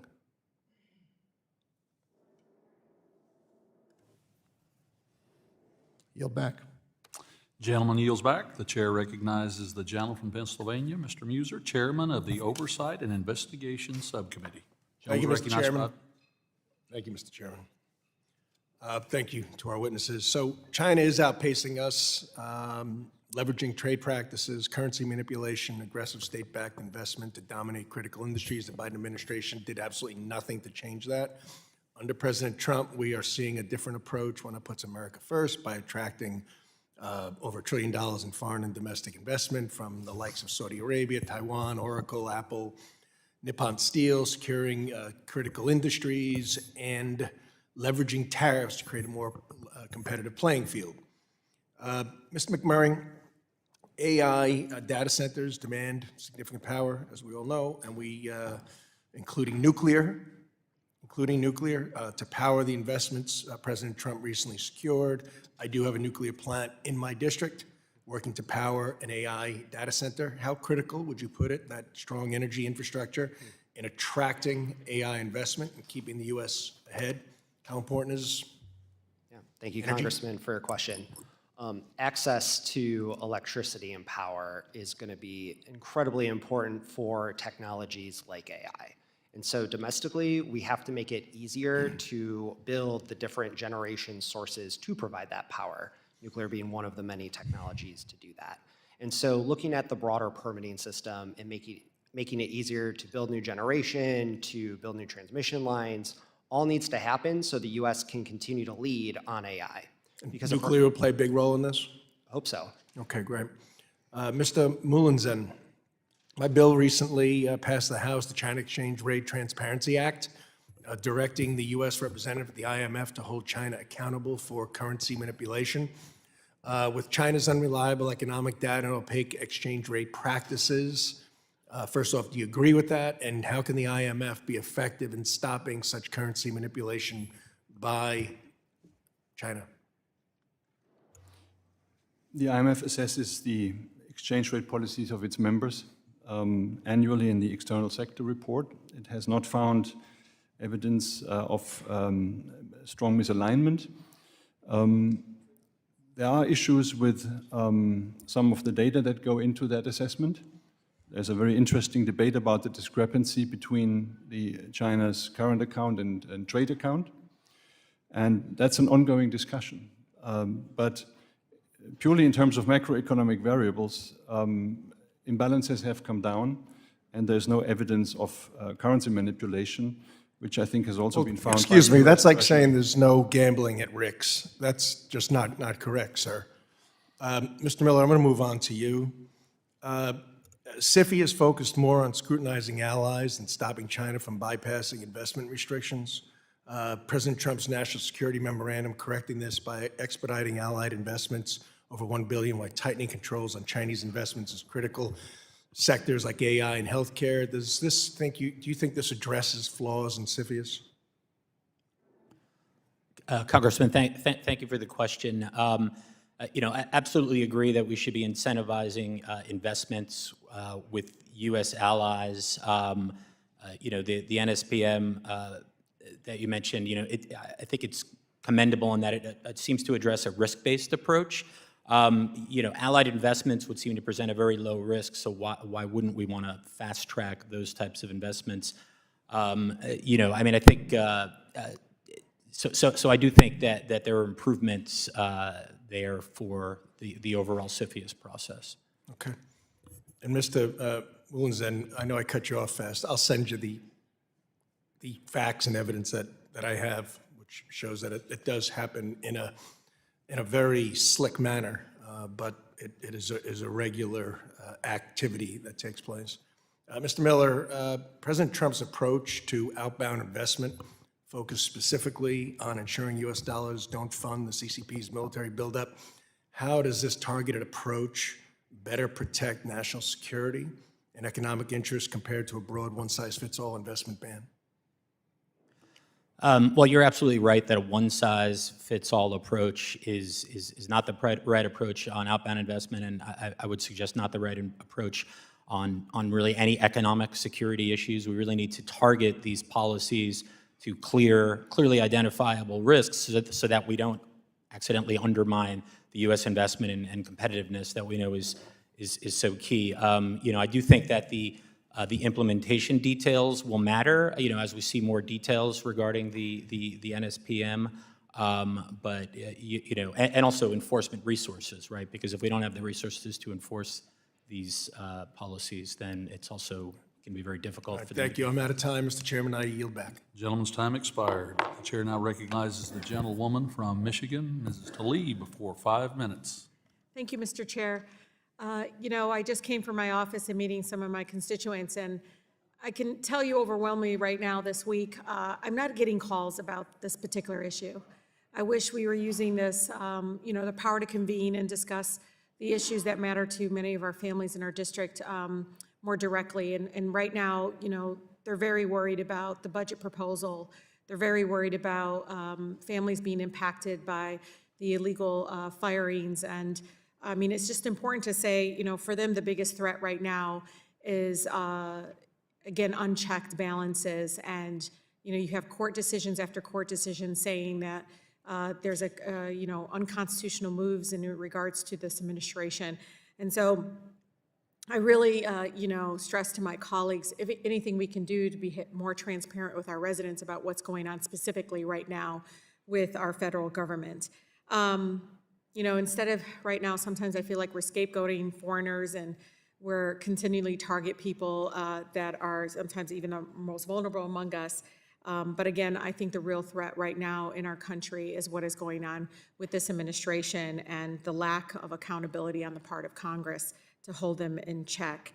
But I do want to ask Mr. Is it Mühleisen? Am I saying it right? Thank you. One of the things that I think that is critically important is, about U.S. and China and how we can tackle global challenges, as you know, from the climate crisis to public health crises that we continue to see. The unequal growth require, multilateral collaboration and so forth. And we got to create some sort of opportunities to have some sort of dialogue to again, address some of these concerns. So for instance, take the global overcapacity. Many U.S. critics demand that China end its industrial policies to reduce excess production instead of making this a zero-sum problem where one country must produce less. We could work together so that all countries can consume more. That means focusing on development, higher wages, and more global public goods. So how can you see the U.S. working more closely with China and other countries to reduce global overcapacity by expanding global consumer demand?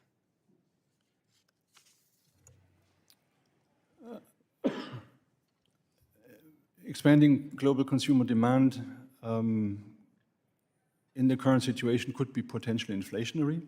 But having said that, of course, there's a need to ensure that China does not unfairly subsidize its manufacturing exports.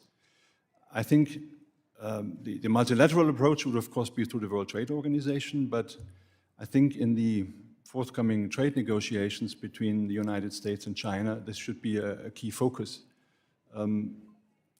Given the current situation, multilateral institutions can only be of limited help in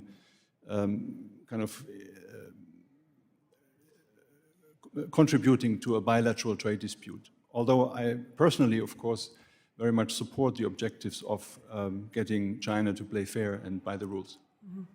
Dr. Doshi, you know, in the long game, you state that countries could engage in co-investment with China on Belt and Road Initiative projects in exchange for improved standards.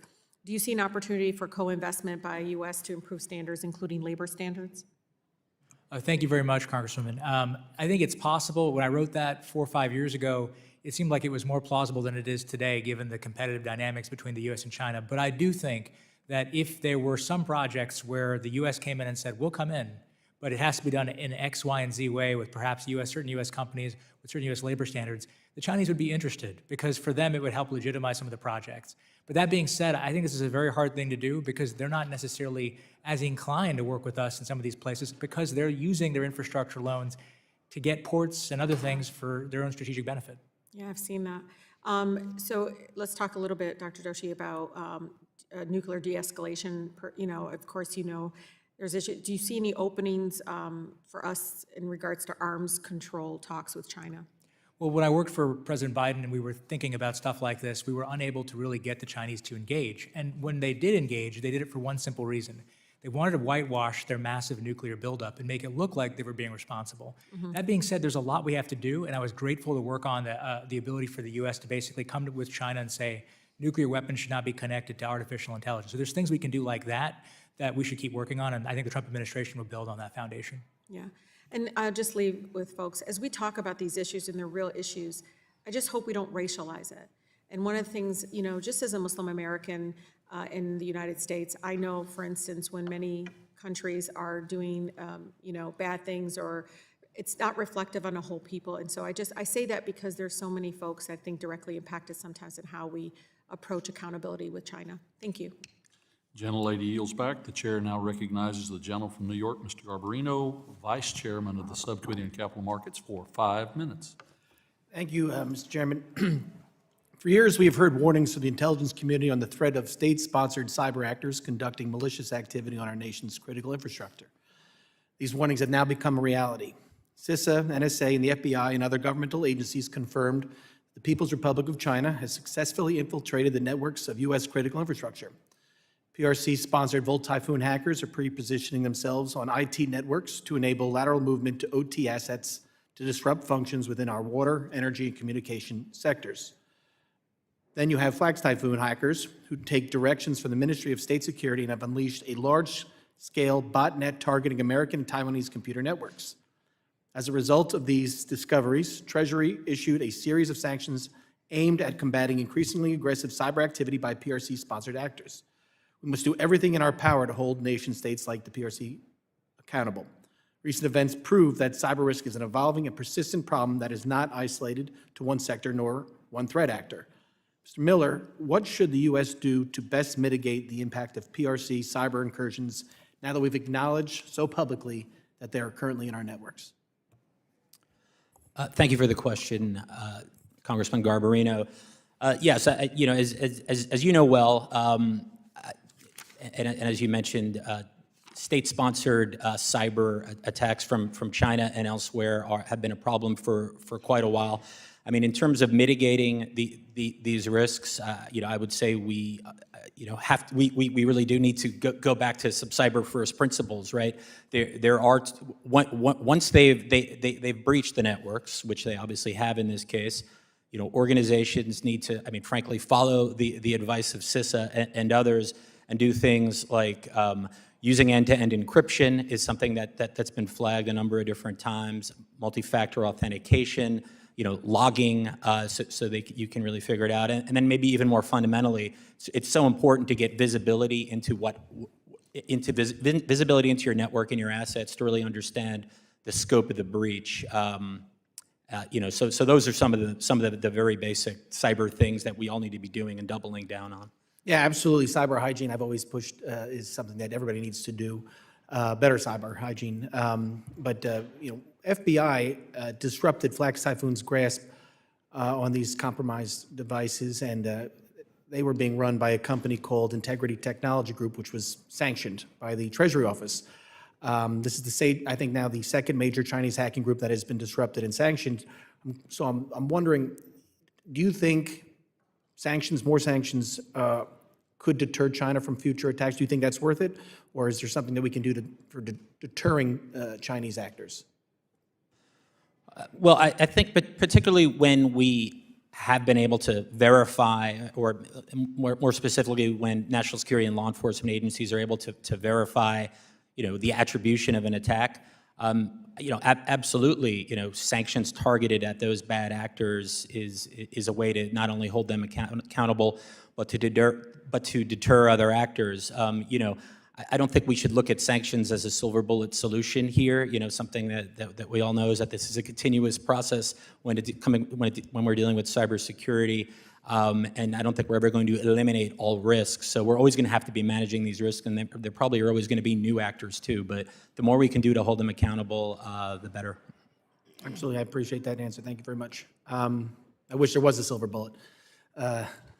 Nuclear energy is one of our largest sources of clean power, and advanced nuclear energy shows a lot of promise. The International Atomic Energy Agency says that nearly 30 countries are looking to build nuclear power. However, over the last several years, the export markets for this energy has been dominated by Russia and China. We must do more to make sure that we have a robust supply chain to build new nuclear reactors domestically so that we can become leaders in the international marketplace. Mr. McMurray, how does innovation at home translate to our ability to export these technologies internationally? Yeah, thank you, Congressman. Ultimately, we need to make it easier for private U.S. companies to compete globally. I think especially for countries that are interested in building nuclear power for the first time, the U.S. can offer a lot of other things, whether it's the Department of Energy and the national labs and the technical expertise there, the regulatory expertise from the Nuclear Regulatory Commission, and just the operations expertise that we have from our existing fleet. And so when we look to compete, we have to think broader than just competing financially, although XM and DFC can help play a role in that, but really try to focus on the broader suite of offerings and technologies that we have. I appreciate that. I'm out of time. Thank you very much for your answers, and thank you, Mr. Chairman. I yield back. Gentleman's time has expired. The chair now recognizes the gentleman from California, Mr. Liccardo, for 5 minutes. Thank you very much, Mr. Chair. Mr. Miller, I very much appreciate your testimony. As someone who lives in Silicon Valley and represents Silicon Valley, particularly your emphasis on ensuring U.S. competitiveness through better tax policy, financial policy, and in particular the deductibility of research and development expenditures, which I know is of great interest to many entrepreneurs and small companies in my district. As I recall, those expenditures, the expensing or the deductibility of those expenditures was phased out in 2022, is that right? I'm not 100% sure on the year, but I believe that did happen, yes. And it happened as a result of the passage of the Trump tax law in 2017? I believe so. And in fact, we are now faced with proposals to extend those tax cuts for the next decade or so at a cost of $4.6 trillion or so. And in fact, the expensing, deductibility of research and development expenditures, that was largely sacrificed as a way to pay for those very expensive tax cuts in 2017, was it not? I'm not certain that is the exact exchange there, but I mean both of those things did happen. Yeah. And they happen to happen in the same tax law. That is, we gave very large tax cuts in other areas, and we got rid of this critical provision that has been part of the U.S. tax code for more than half a century to provide entrepreneurs and small companies the ability to expense in the current year research and development expenditures. We released a paper on economic security today, and one of our recommendations is that we should absolutely reinstate that ability to expense in the year that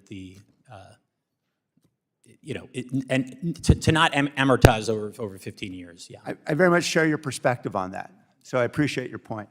And as we think about competitiveness with China, certainly those kinds of tax provisions are very important. how important is it that we would exempt the first $13 million of someone's estate from an estate tax to our competitiveness with China? I am not a tax expert. I'll be honest with you. But I'm happy to take some of these tax questions back and get you an answer for sure. Okay, thank you, sir. I very much appreciate your advocacy, and I hope that all of us will come to the same conclusion that we need sensible tax policy that makes us more competitive, and not tax giveaways that simply amount to handouts for very, very wealthy individuals. Mr. Doshi, I appreciate that you've certainly been studying and working in this space for many, many years, and you undoubtedly remember a situation more than a decade and a half ago, I think, with Huawei and several other Chinese companies that were essentially caught in trade secret theft. And as we think about our IP, many of those companies are still operating in the United States, are they not? They are, sir. And so they'd be subject to U.S. laws and to federal investigation? They should be, Congressman. And if we have a challenge being able to find FBI agents or assistant U.S. attorneys to be able to investigate and prosecute those cases, that would not help in our efforts to crack down on trade secret theft and IP theft. Congressman, yes, and the FBI has indicated it needs more resources for the China challenge across administrations. And the current administration's position so far has been to essentially fire thousands of FBI agents and federal prosecutors. Is that right? Yes, Congressman, and to reprioritize the FBI for other missions. Is that going to make us better or worse at halting trade secret theft in this country? I think it's important to invest in enforcement. The Chinese Communist Party is one of the most formidable challengers for IP theft that the country has ever faced, and so more enforcement on this issue is always better. Thank you. Thank you very much, Mr. Chairman. Gentleman yields back. The chair now recognizes the gentlewoman from California, Mrs. Kim, for 5 minutes. Thank you, Chairman. And I want to thank our witnesses for joining us today to talk about some of the ways that we can compete against China. And Dr. Doshi, good to see you again. Mr. Miller, I know I read your testimony and I agree with you about not taking our current U.S. technology edge over China and other competitors for granted. We all saw how China shocked the world and global markets when it unveiled DeepSeek as a competitor to many of our domestic AI companies. So can you elaborate on what policies should the U.S. implement and or expand on to better compete against China? And why do you believe DeepSeek has found success competing against our more established AI companies? Thank you for the question, Congresswoman. Well, in terms of the policies that we should be pursuing, as I mentioned to your colleague, just a moment ago, ITI released a paper just today with 10 different recommendations to promote economic security and innovation, including on a number of different areas, and many of those, relate specifically to competition in emerging technologies and promoting competition in emerging technologies such as AI. And in the economic security context, what we really want to do is calibrate our policies so that we are, whether it's investment restrictions or export controls, targeting national security risks, but not doing anything to undermine the U.S. ability to compete. I mean, we have the leading innovation companies in the world, and that is a source of strength not only for the economy, Mr. Miller, but for I'll economic be security. reintroducing the legislation that I co-led with Congresswoman Beatty on the other side of the aisle. This is a bipartisan bill, the Strengthening Exports Against China Act. This is to give the Exim Bank the tools to better support exports of American emerging technologies like AI, 5G, and advanced semiconductors. So do you believe this type of legislation will be helpful to implement or complement our competition against China? Yes, I mean, obviously exports are a key part of what of that U.S. economic strength in technology. So we want to really promote all tools that we can to really help facilitate companies of all sizes in making those exports abroad. Thank you. You know, since 2015, the Chinese Communist Party has been the largest creditor to low-income countries. And according to the World Bank's figures, the total external government debt of low and middle-income countries increased from 1.7 trillion in 2011 to 3.5 trillion in 2021. This is a large part of that is a huge increase that can be directly attributed to the CCP's irresponsible and opaque lending programs like the BRI, Belt and Road Initiative. I want to ask this question to Mr. Mühleisen, right there, okay. In your testimony, you mentioned that since China joined the G20 Common Framework for Debt Restructuring in 2020, the speed of debt workouts had picked up somewhat. So why our debt workouts have not picked up at full speed? Can you start that? It would be ideal if China would be part of the Paris Club that has long experience and procedures for how to restructure debt. The Common Framework is kind of I would say, a follow-up attempt to bring China into some process, but it's not as elaborate as the Paris Club. China is finding its way how to contribute to it. It is very reluctant for deep discounts, which makes it difficult to get countries to a sustainable debt level. So there's a lot of progress still needed. That improvement is noteworthy. It's been for a few countries, but it needs to be sustained, and it needs to be accompanied by deeper willingness to do debt restructuring. So can you tell us what are some of the hurdles, the biggest hurdles, to ensure that the CCP agrees to collective debt restructuring, and if you can tell us how debtor countries are affected when the CCP delays debt restructuring through the bilateral actions? My understanding is that Chinese officials that work for various state banks and other entities don't want to take a nominal loss on their loans. They're totally reluctant to do that, so they're trying to do all sorts of other things that are not as beneficial for the debtor countries to restructure their debt. It is really an internal Chinese issue that needs to be overcome. Thank you. My time's up. Gentlelady's time has expired. The chair now recognizes the gentlewoman from Massachusetts, Mrs. Presley, for 5 minutes. Thank you, Mr. Chair, and thank you to the witnesses for being here today, sharing your expertise on information technology, trade policy, international relations, and more. The threat the Chinese Communist Party poses to the United States is one that my colleagues and I take seriously, from egregious violations of human rights, to manipulation of our global economy, to supporting drug trafficking and stealing intellectual property. The United States must take action to confront these issues. While many of these problems have been around for years or even decades, there is a new threat emerging, deeply intertwined with the Chinese government, that deserves our full attention. And that threat is Elon Musk. Chair, I ask unanimous consent to enter into the record the following articles: Elon Musk's China threat, China may welcome Elon Musk's cuts, how Elon Musk's deep ties to and admiration for China could complicate Trump's Beijing policy. Pardon me. Elon Musk, a Chinese puppet, and Elon Musk, a national security threat. Seeing no objections, so ordered. Witnesses, I'm going to ask you to answer the following questions to the best of your ability. Please do not feel like you have to pretend that you know the answer, but also do not pretend that you do not know the answer. You've taken an oath to be honest, and the American public is watching. Dr. Doshi, who is the CEO of Tesla and makes the majority of its profits through manufacturing in China? That would be Elon Musk, Congresswoman. Elon Musk, and not just the vehicles. 40% of his battery supply chain is with Chinese companies. Mr. Miller, who worked with the Chinese Communist Party to receive $1.4 billion in loans to support his Tesla business? Mr. Miller? I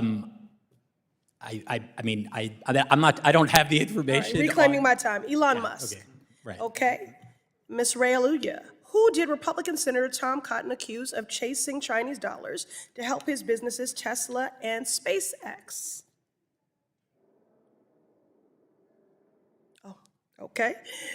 Well, it is Elon Musk. In our global economy, it is not uncommon that a rich CEO would do business in China, but in this case, it is a five-alarm fire when that rich CEO doing business with China is also running the United States federal government. Mr. Mühleisen, do you know what billionaire had a private meeting with China's vice president literally the day before Trump's inauguration?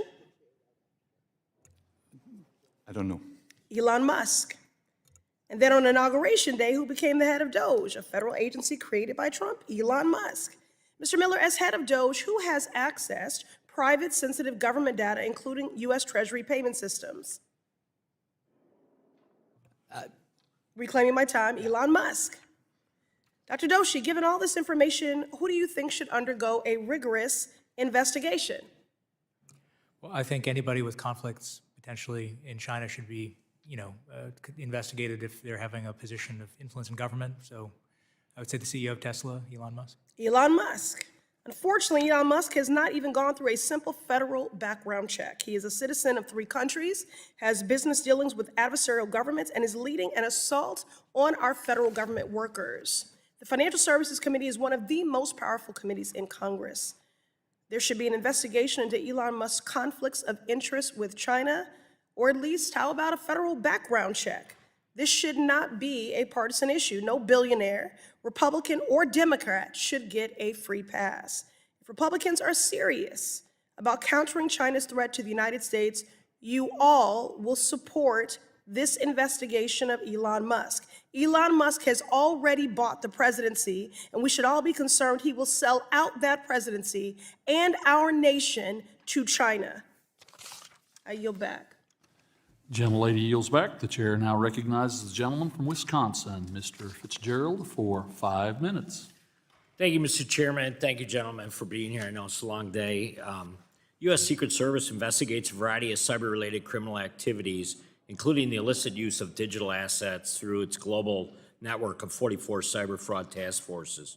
Significant aspects of this illicit activity involve unlicensed money transmitting businesses, the illicit structuring of transactions, and other criminal activity against organizations that are not federally insured financial institutions, but are financial institutions as defined under the Bank Secrecy Act.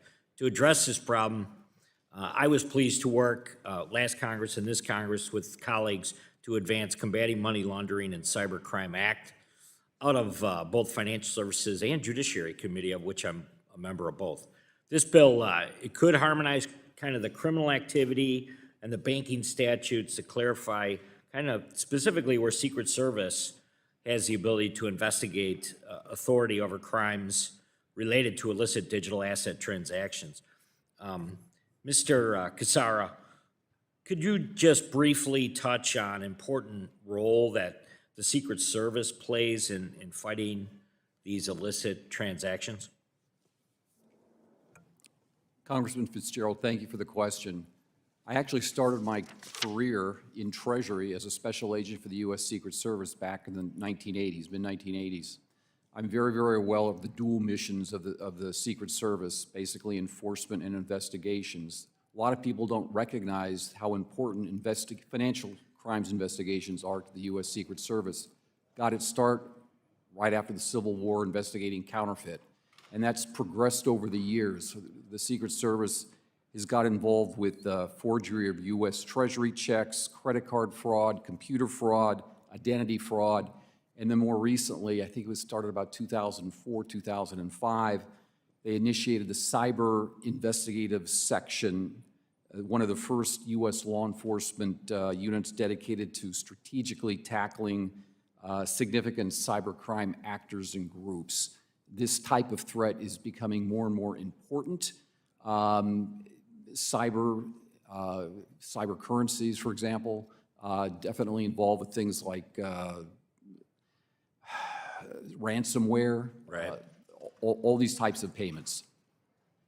Does the Department of Justice and law enforcement prioritize kind of the financing side of the relationship, which we're exploring right now related to the fentanyl crisis, Or is the emphasis right now placed on kind of the interdiction of drugs themselves?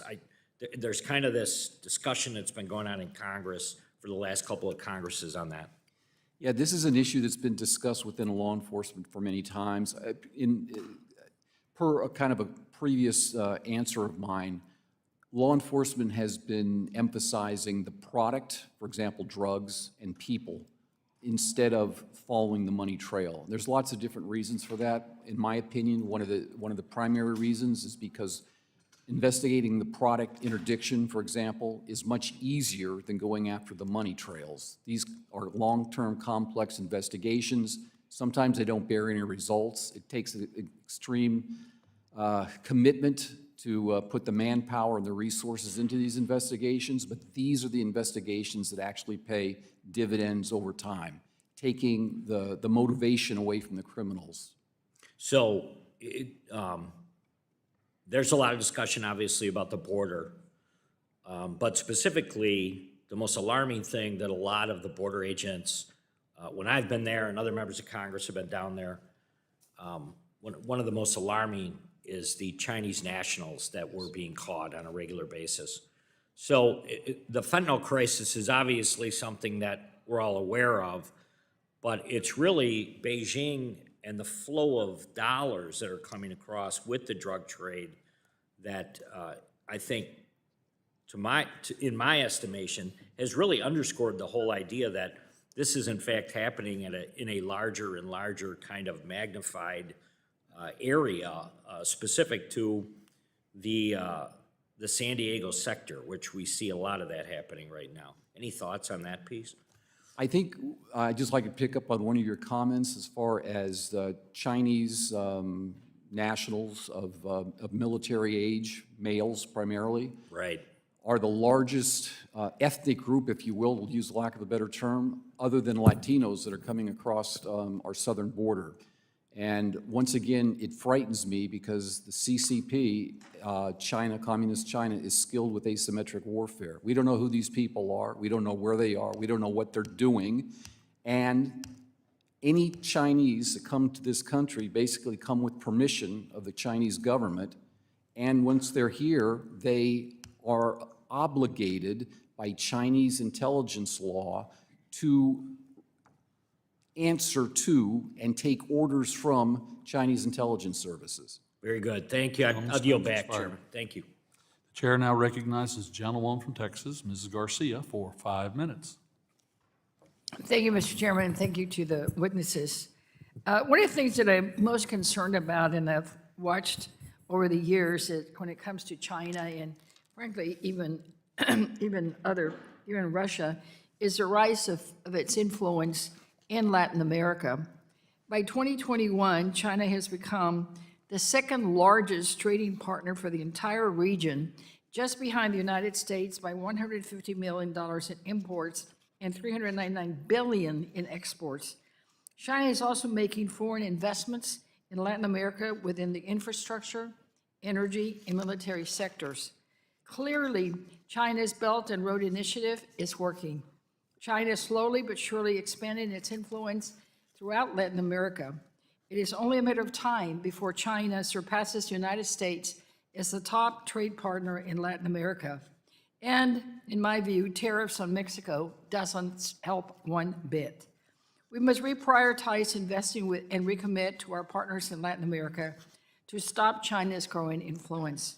Mr. Doshi, what can we do to better counter growing Chinese investments and influence in Latin America? Well, thank you very much for the question, Congresswoman. I'll note a few things. First, a significant amount of Chinese investment in Latin America involves a degree of corruption. Not all of it, but a lot of it. If you look at, for example, a significant dam project in Ecuador, the dam didn't work, there were a lot of cracks, and there was also direct evidence of corruption. So one thing that we can do is bring some sunlight as a disinfectant. The more people know about what's happening in their backyard, the more that they see that there's sort of corruption behind some of this investment, the easier it is to push back. But the second thing we have to do is we can't fight something with nothing. It's important for us to reauthorize the DFC and other institutions as well, EXIM, to be players in this space, help our companies compete commercially, and make sure we're providing aid where it's necessary. Do you think we can do it? I think that the United States can certainly outcompete the PRC for influence in Latin America. We are still the preferred partner of choice. But I'll note that in addition to the problems that we have with the development financing that we need to offer, or on the commercial side, China is a major goods exporter to Latin America. The fact that China is the world's biggest manufacturing superpower with a $1 trillion global goods surplus gives them a lot that they can send to Latin America. We have to figure out how we're going to deal with their manufacturing heft if we want to retain our influence in that region.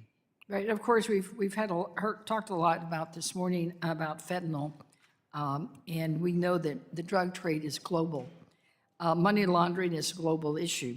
Despite the global reach that illicit finance has, our financial institutions have their hands tied and cannot share information or seamlessly track concerning actors.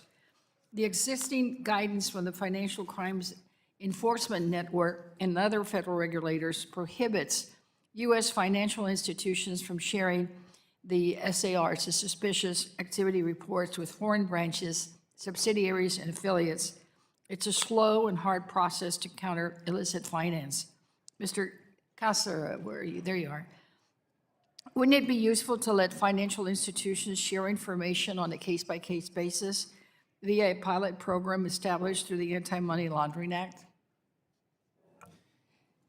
Yes, Congresswoman, excuse me. I believe it would be very, very useful to share information on that pilot program, taking into consideration issues like privacy, third party, and this type of thing. But yes, I think it would be very useful to make SARs more effective for law enforcement. More beneficial and helpful to law enforcement. More beneficial, and yes. All right. So wouldn't you agree that this is a potential solution to helping financial institutions better detect intentionally opaque connections to foreign terrorist organizations I think and other illicit actors across national borders? I think it could certainly help, yes. Well, Mr. Chairman, that's why I'm excited to reintroduce my bill, the Foreign Affiliates Pilot Sharing Program Extension Act, very soon. The bill extends a pilot program that allows financial institutions to share information about suspicious activity reports with their foreign affiliates to combat illicit financial activity. The pilot program, which was authorized through the Anti-Money Laundering Act but was never executed, would only allow financial institutions to share that there is a concern about an illicit actor, but not what the concern is. So I look forward to working with you, Mr. Chairman. This bill was passed under suspension last Congress, so I look forward to working with you and the ranking member to pass it again this Congress. With that, I yield back. Gentlelady yields. The gentlewoman from Michigan, Mrs. McLean, conference chair, is now recognized for 5 minutes. Thank you, Mr. Chair. I think we all know China is a threat to our country and every other country, educationally, militarily, and economically. Yet we enable China by letting them benefit from these very institutions. For example, Xi Jinping's daughter went to Harvard. Countless other children of their elite seek education in this country. And high-ranking officials in the CCP have burrowed themselves into our financial institutions. While they brainwash their poverty-stricken citizens about the evils of the West, they themselves benefit from our institutions. And if they move against our democratic ally, Taiwan, their free ride, I believe, should come to an end. Mr. Mühleisen, I hope I'm saying that correctly, in your opinion, how would cutting off high-ranking CCP officials from our financial sector affect their behavior both individually and overreaching government policies? Congresswoman, this is an answer I cannot respond to. This is really not in my expertise. So you don't have an opinion on how we should deal with high-ranking officials? To the extent that they're pursuing illegal or corrupt practices, I'm sure the United States has enough tools to go against them.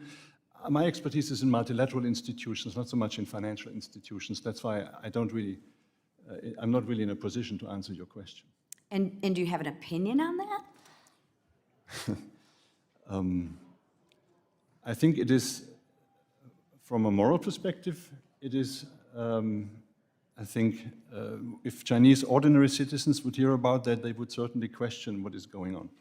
And so in that sense, it is something that, a conflict between what you do and what you say, and I find that, of course, morally reprehensible. Is it safe to say, and I don't want to put words in your mouth, that actions should have consequences? Certainly, Chinese citizens should see whether they could not. What about the high-ranking officials? That's what I mean. Okay. I mean, the consequences should be in China, because that's, in a way, where the disadvantages are for their citizens. I'm looking as well to protect our citizens, our financial institutions, and really try to deter the Chinese and disincentivize them for taking advantage of our institutions, whether it be educationally or our financial institutions, and try to hold them accountable. We know they're bad actors, so how do we hold them accountable, and what incentives or disincentives do we put in place for the CCP to get them to be good actors, which they have proven time and time again that they're not good actors. What I've tried to do and what I am doing is I'm proud to lead the Taiwan Conflict Deterrence Act along with my colleague Sherman in this Congress. I think it's very important. In the event that China moves against Taiwan, this bill would take effect and publish the financial institutions providing services to senior Chinese government officials. I mean, we're all about transparency, right? And it would prevent them from being able to live here in the US. I mean, it'll show the Chinese citizens who live under the repression and suffer daily that their hypocritical, tyrannical leaders live lavishly by gifting and grifting off of their United States colleagues. This bill has an exemption carve-out for those who cooperate, being the operative word, with the United States. And I would love to see which members of the elite have more loyalty to the US dollar than they do to Chairman Xi Jinping. I mean, I think that would be kind of interesting.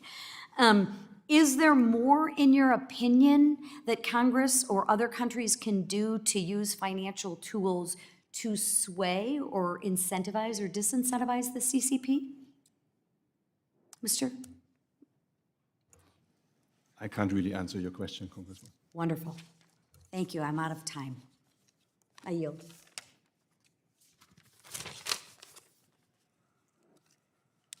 Gentlelady yields. The gentlewoman from Georgia, Mrs. Williams, is now recognized for 5 minutes. Thank you. So with today's hearing, my Republican colleagues are trying to find the most inflammatory way to say something that we all should agree on. Y'all, the United States' competitiveness in a global economy is a shared goal amongst Democrats and Republicans, independents, people who don't even care about politics. So why do we get partisan hearing titles like examining policies to counter China? My Republican colleagues would rather demonize an entire country for the fact that the United States is lagging behind in global competitiveness than talk about the real problem. And the real problem, you might ask, is that my colleagues in the Republican Party have refused to invest in America for decades. When Congress made historic investments in roads, bridges, ports, rail, y'all, we were on the right track, but just catching up. But unfortunately, President Trump and his co-president Elon Musk refused to build on that progress. Instead, they're gearing up today for a budget resolution that would roll back Congress's historic investments over the last 4 years. And that's not to mention that they're crippling the very agencies that are making these investments by firing as many federal employees as possible. So let's really ask ourselves, how do we make America competitive in a global economy? So let's start by fixing this hearing title.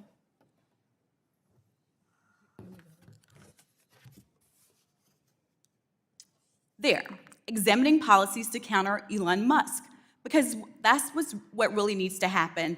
And if we don't want our government and economy to become the laughingstock that Twitter became when Elon Musk took over, it's time for us to take back our power as Congress. Article 1, Section 1 of the U.S. Constitution. Elon Musk doesn't want a serious discussion in this hearing because, y'all, he makes money when his Tesla stocks do well in China. So let's stop pretending that the whole country of China is the problem when Elon Musk is right here in our country and is a huge problem. So let's talk about policies to counter Musk and his agenda of destroying investments in America. And y'all, the way that I was raised, you take care of home first. So let's talk about a few policies that hit right at the heart of what Musk is doing to my fighting 5th District in Atlanta. Atlanta is home to the Centers for Disease Control and Prevention, and every dollar that we invest in public health, it yields up to $88 that benefit our society. Congress has been investing nearly $10 billion per year in the CDC. So we're talking about a potential value of $880 billion.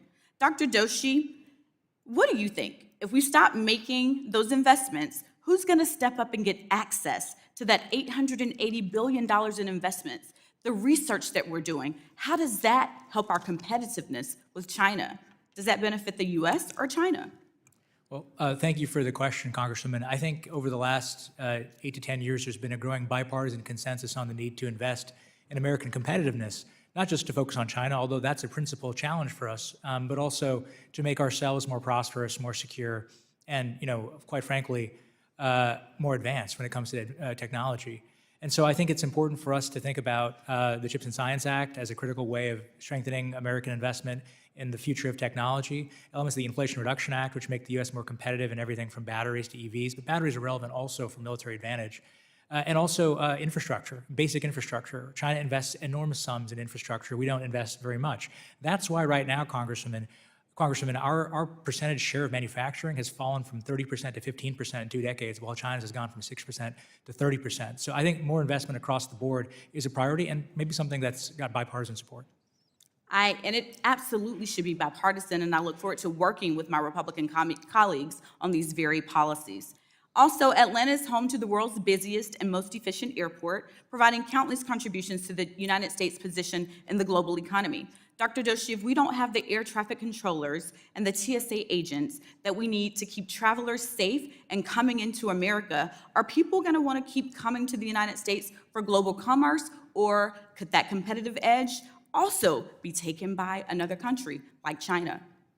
Thank you for the question, Congresswoman. I think American state capacity is one of those things that needs to be improved, and some significant cuts to it without thinking about how to retain capacity in areas we already have can cause competitive disadvantage across the board, including in the sector that you identified.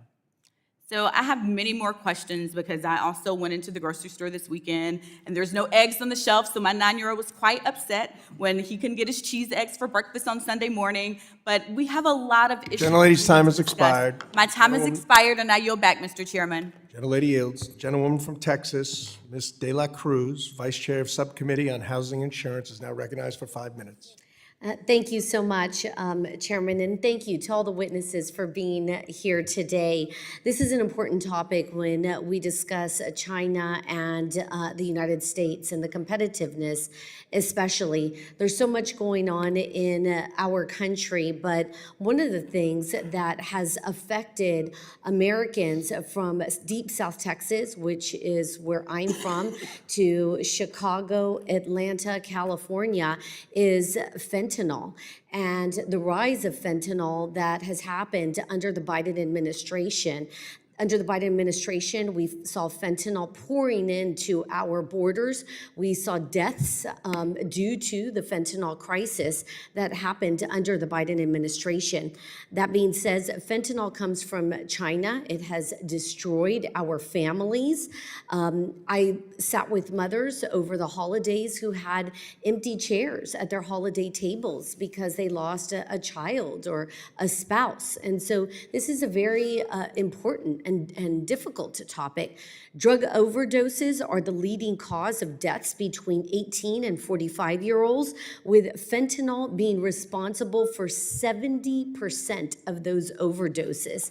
1 gram of fentanyl can kill potentially 500 people.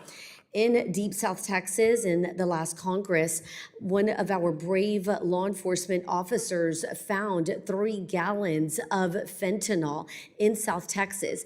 That was enough to kill 2 times the size of Houston, Texas. Can you imagine that just thousands and thousands of people who would be affected had that drug successfully gotten to its destination? Part of the solution is we need better border security, and part is that we can do work on this committee to stop the financing of fentanyl. I'm proud to say that last year, my bill, HR 1076, Preventing the Financing of Illegal Synthetic Drugs Act, was signed into law to start taking real steps to address the financing of these drugs. So to my question, Mr. Cassara, what role does Chinese money laundering organizations, CMLOs, play in laundering proceeds from drug trafficking, and how critical are CMLOs to the U.S. drug trade? Thank you for the question.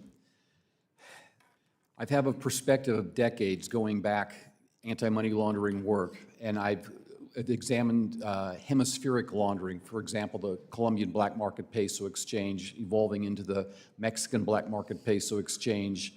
And then maybe 10 years ago or so, the Chinese presence, Chinese money laundering organizations started to become the money launderers of choice for the cartels. And they've pioneered innovative methods of laundering. Why do you think that is? Why do I think that Yes. is? I think that the Chinese are very skilled in what they do. They are very, very good business people, and they are incentivized to undercut their competitors. They also take advantage of the Chinese presence here in the United States. A lot of them are upstanding citizens, but nevertheless, some of these people wittingly or unwittingly get involved in taking some of this illicit money, putting it into their regular business activities, and laundering that money through underground financial systems and mobile phone apps, other techniques and enablers that I describe in my testimony. Excellent. And what vulnerabilities in the U.S. are CMLOs most effectively exploiting? And where do gaps in regulatory oversight persist? I think the biggest vulnerabilities that we have vis-a-vis Chinese money laundering organizations in the United States is their ability to bypass our most important anti-money laundering countermeasure, which is financial intelligence, Bank Secrecy Act information. The techniques they use pretty effectively go around these types of reporting requirements, whether it be trade-based money laundering, Fai Chen flying money, trade-based value transfer, this type of thing. We need to crack down in these areas. And once again, in my written testimony, I give some ideas on how that can be done. Thank you. I yield back. Gentlelady yields. The gentleman from Texas, Mr. Green, ranking member on the Subcommittee on Oversight and Investigations, is now recognized for 5 minutes. Thank you, Mr. Chairman. And thank you for your very kind and warm expression of an introduction.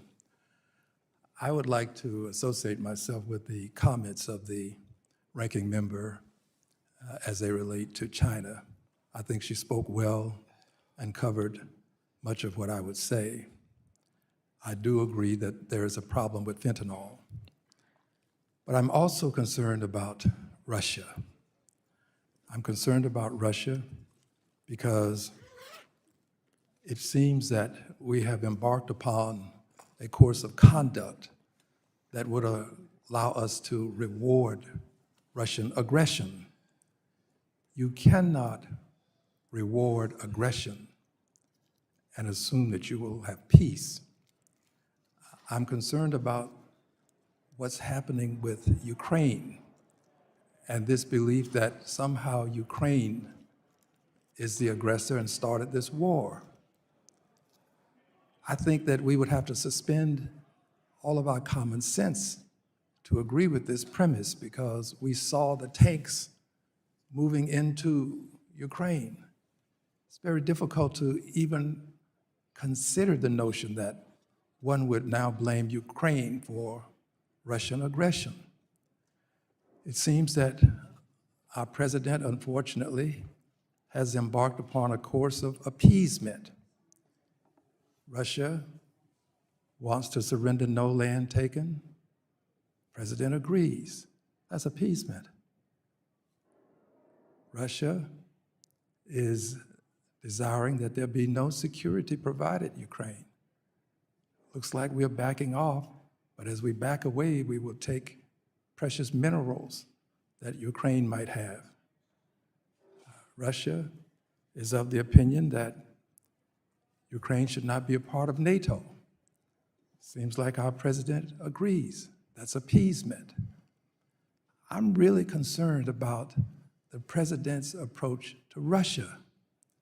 When on just yesterday, we had a UN resolution blaming Russia for its encroachment, its invasion of Ukraine.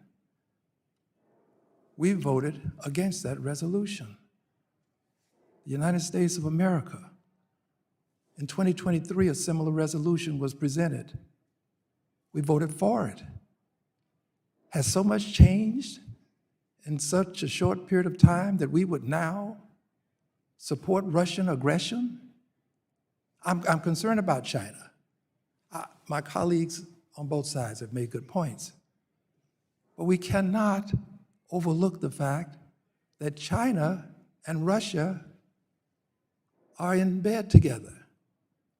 After China abstained yesterday on this resolution condemning Russia, President Xi Jinping called Putin, called him and explained, I'm with you, we're neighbors.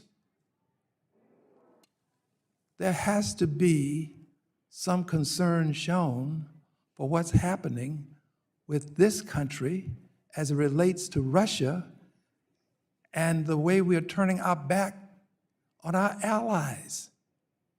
What has Canada done to deserve this sort of treatment? Canada has been a loyal, faithful ally of the United States for years upon years. Yet we find ourselves now cozying up to Putin directly, and I'm not sure that there's a lot of space between the efforts to cozy up to China with the president. So here's my question, and I'll ask the question of, I'm hoping that I'll pronounce your name correctly, sir. Let's see, I have it here at the very end. Yes, sir. Would you pronounce your name? Dr. Doshi, sir. Thank you. Okay, thank you, sir. My question to you, sir. What signal did we send yesterday when we voted to oppose blaming Russia for the invasion of Ukraine? Well, thank you, Congressman, for the question. I think China was watching that very closely. They're interested in whether or not we will successfully pry Russia from China. I think, as you note, that's very hard to do. And we might be sending the signal that we wouldn't necessarily stand with Taiwan if the question were called. Thank you. Thank you, Mr. Chairman. I yield back. Gentleman yields. Gentleman from Wisconsin, Mr. Starr, Chair of the Subcommittee on Digital Assets, FinTech, and Artificial Intelligence, is now recognized for 5 minutes. Thank you very much, Mr. Chairman. Thank you all for being here. This is a really important hearing. I want to start with you, Mr. Mühleisen, if I can. In your testimony today, you spoke about the importance of the United States dollar being the world reserve currency, how we maintain that position. We're seeing advancements in China on artificial intelligence and AI, a position where the United States has really been a leader for some time. And as we look at the development of Web 3.0, as we look at the need for the future in the financial services space, I think we have to focus on what's going to make sure that the U.S. maintains its dominant position. And if we look back to Web 1, Web 2.0, what you saw was a development that occurred inside the United States. So whatever your issue is with big tech, and I have plenty of them, one of them, with one exception really being TikTok, is that these tech companies are at least domiciled in the United States, whether or not that's Google or Amazon, et cetera, they're domiciled here. And if we don't have rules and regulations of the road, we risk allowing other countries to move forward to being and to outcompete the United States. It needs to be a premise, I believe, for policymakers here to make sure that we are outcompeting other countries, and in particular, China. And so the question that I would have for you, as it relates to China specifically, is what regulatory approaches are they taking that can impact their financial services markets or U.S. consumers? I'm not an expert on the Chinese financial system, but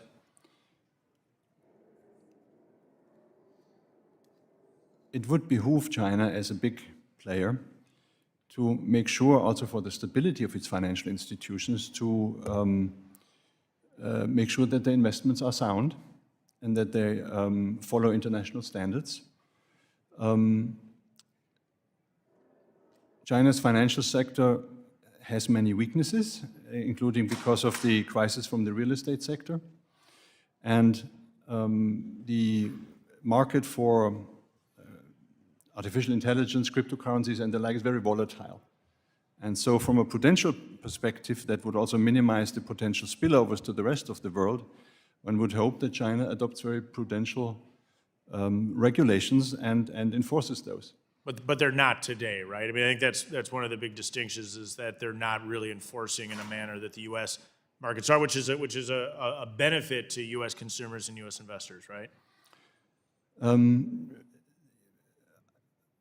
I don't know exactly what standards you mean that they're not enforcing. Again, I don't know too much about the Chinese financial sector per se. Let me shift and come to you, Mr. Cassara, if I can. You wrote an essay last year, China's Digital Authoritarianism is Coming Our Way.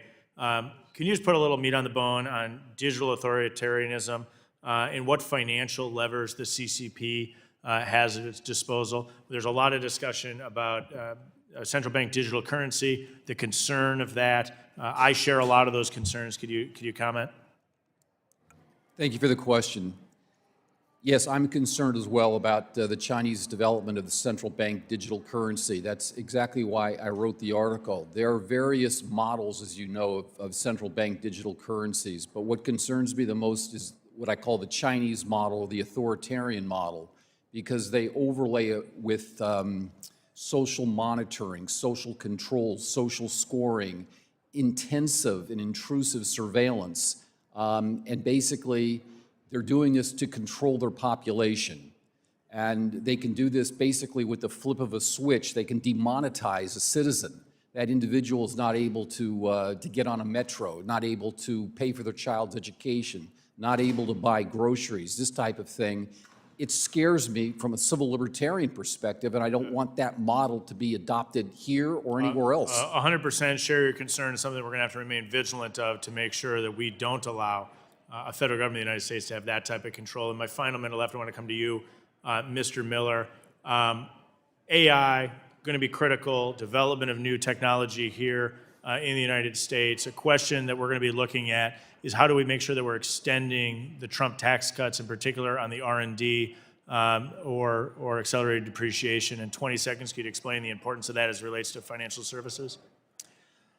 Yeah, absolutely. I mean, we should be doing everything we can to incentivize R&D, including through the tax code. I mean, every dollar saved, quite frankly, through taxes is being plowed by American companies back into innovation. In the final 5 seconds, you'd agree that that has a direct impact on the investment that's needed for AI and the technology of financial. Yes, absolutely. Thank you very much, Mr. Chairman. I yield back.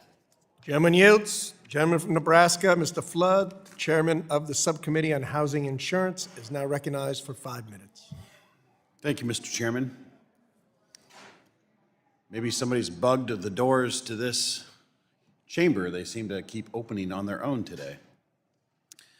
Mr. Cassara, in your testimony, I found it was interesting. You wrote at length on a customs fraud, which is when an importer and exporter work together to misrepresent the value of goods transferred for illicit reasons. Now, given President Trump's interest in using tariffs on Chinese goods, I would imagine that customs fraud could become even more common the next 4 years. Do you agree with that assessment? How would authorities work to combat that? And particularly, how would we combat that from Chinese vendors looking to avoid tariffs? Thank you for the question. I believe that trade-based money laundering and value transfer is probably the largest, most pervasive money laundering methodology in the world today. If you take into consideration all the various iterations of it and various models. As far as countermeasures go, it's very hard because what happens is the occasional illicit transaction gets intermingled with the overwhelming licit trade transactions because trade volume is so high, it's very, very difficult to pick out those isolated illicit transactions. Nevertheless, the volume of trade being so high, the amount of TBML is off the charts, and we don't have good countermeasures in place. The best countermeasure, in my estimation, is something I came up with a number of years ago that was adopted by the U.S. government, and that's the formulation of trade transparency units, or TTUs, looking at customs data between countries, spotting those anomalies between trade. It's going to be very, very problematical, particularly with countries like China, but it's something we have to look at. Thank you, I appreciate that. One of the things I find very interesting about China's extension of credit to these developing nations is that it has led to a serious default risk.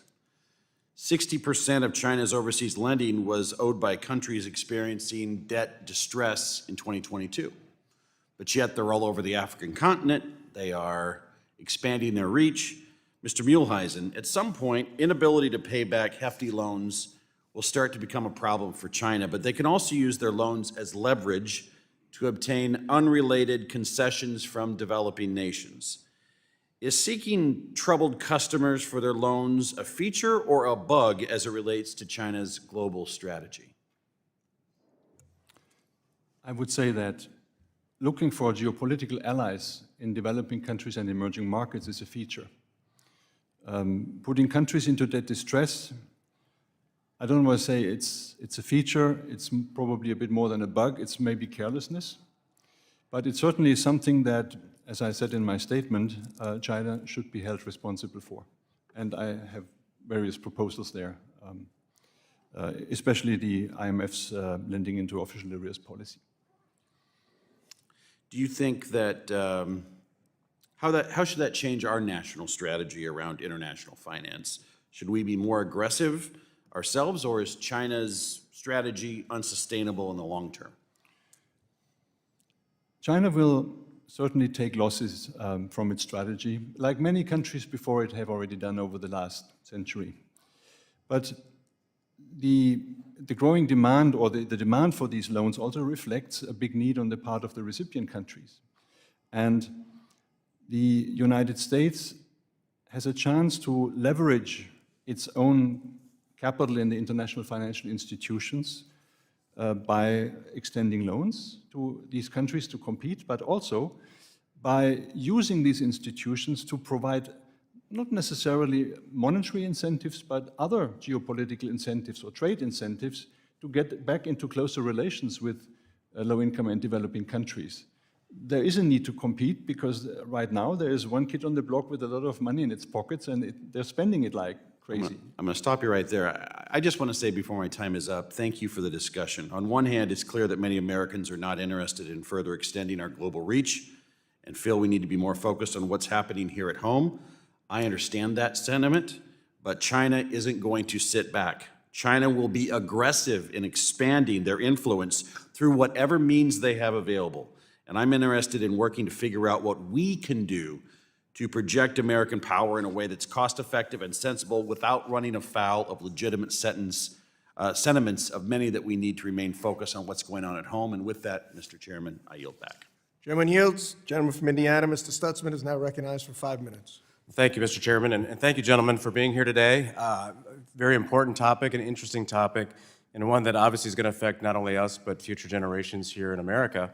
Mr. McMurray, I'd like to come to you and talk a little bit about how energy security is national security. And so my district in Northeast Indiana, we are a heavy manufacturing and ag district.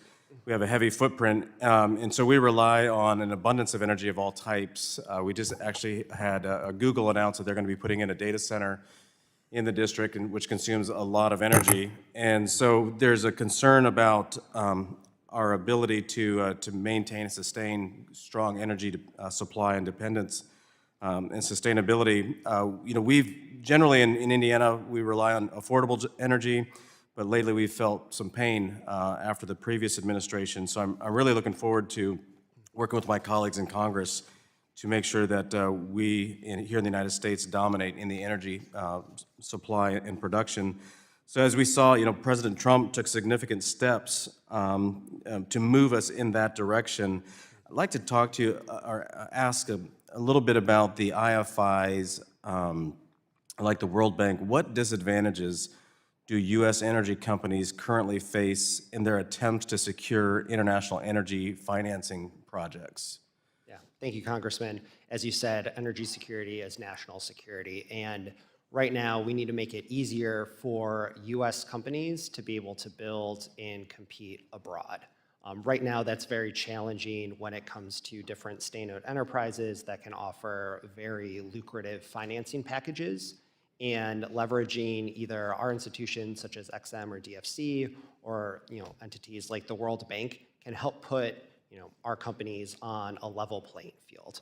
There's a big opportunity this Congress with both XM and DFC needing to be reauthorized to give them more tools so U.S. companies can compete, which will also have direct benefits for U.S. jobs. Do the Chinese firms and the state-backed energy firms, do they face similar disadvantages?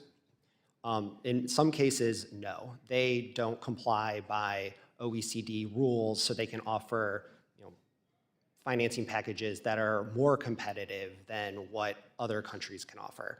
That is also where entities like CTEP, China Transformational Exports Program, as part of XM, and the DFC are tailored to be able to try to compete with those financing packages.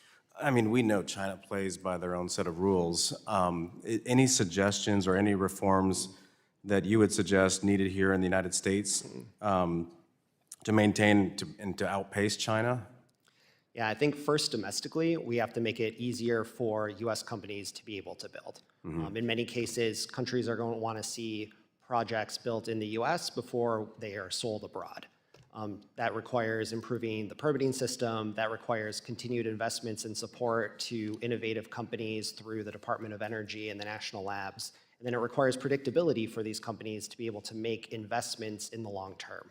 Looking globally, that's where the upcoming reauthorization has the ability to kind of sharpen some of those tools to expand eligible technologies that XM is able to support. Also make it very clear of what is the right metric or outcome that XM should be focused on, such as jobs. And so taking that together can really help U.S. companies compete globally and ensure that the U.S. is a player when it's looking, when it is considered by other countries. Yeah, and I know that, in Indiana, of course, we used to be a coal-producing state, a lot of coal power. Now we're shifting more to natural gas. A lot of talk about nuclear. It seems like the permitting process is always the piece that hangs us up. Can that be streamlined? What can be done to make our permitting process better?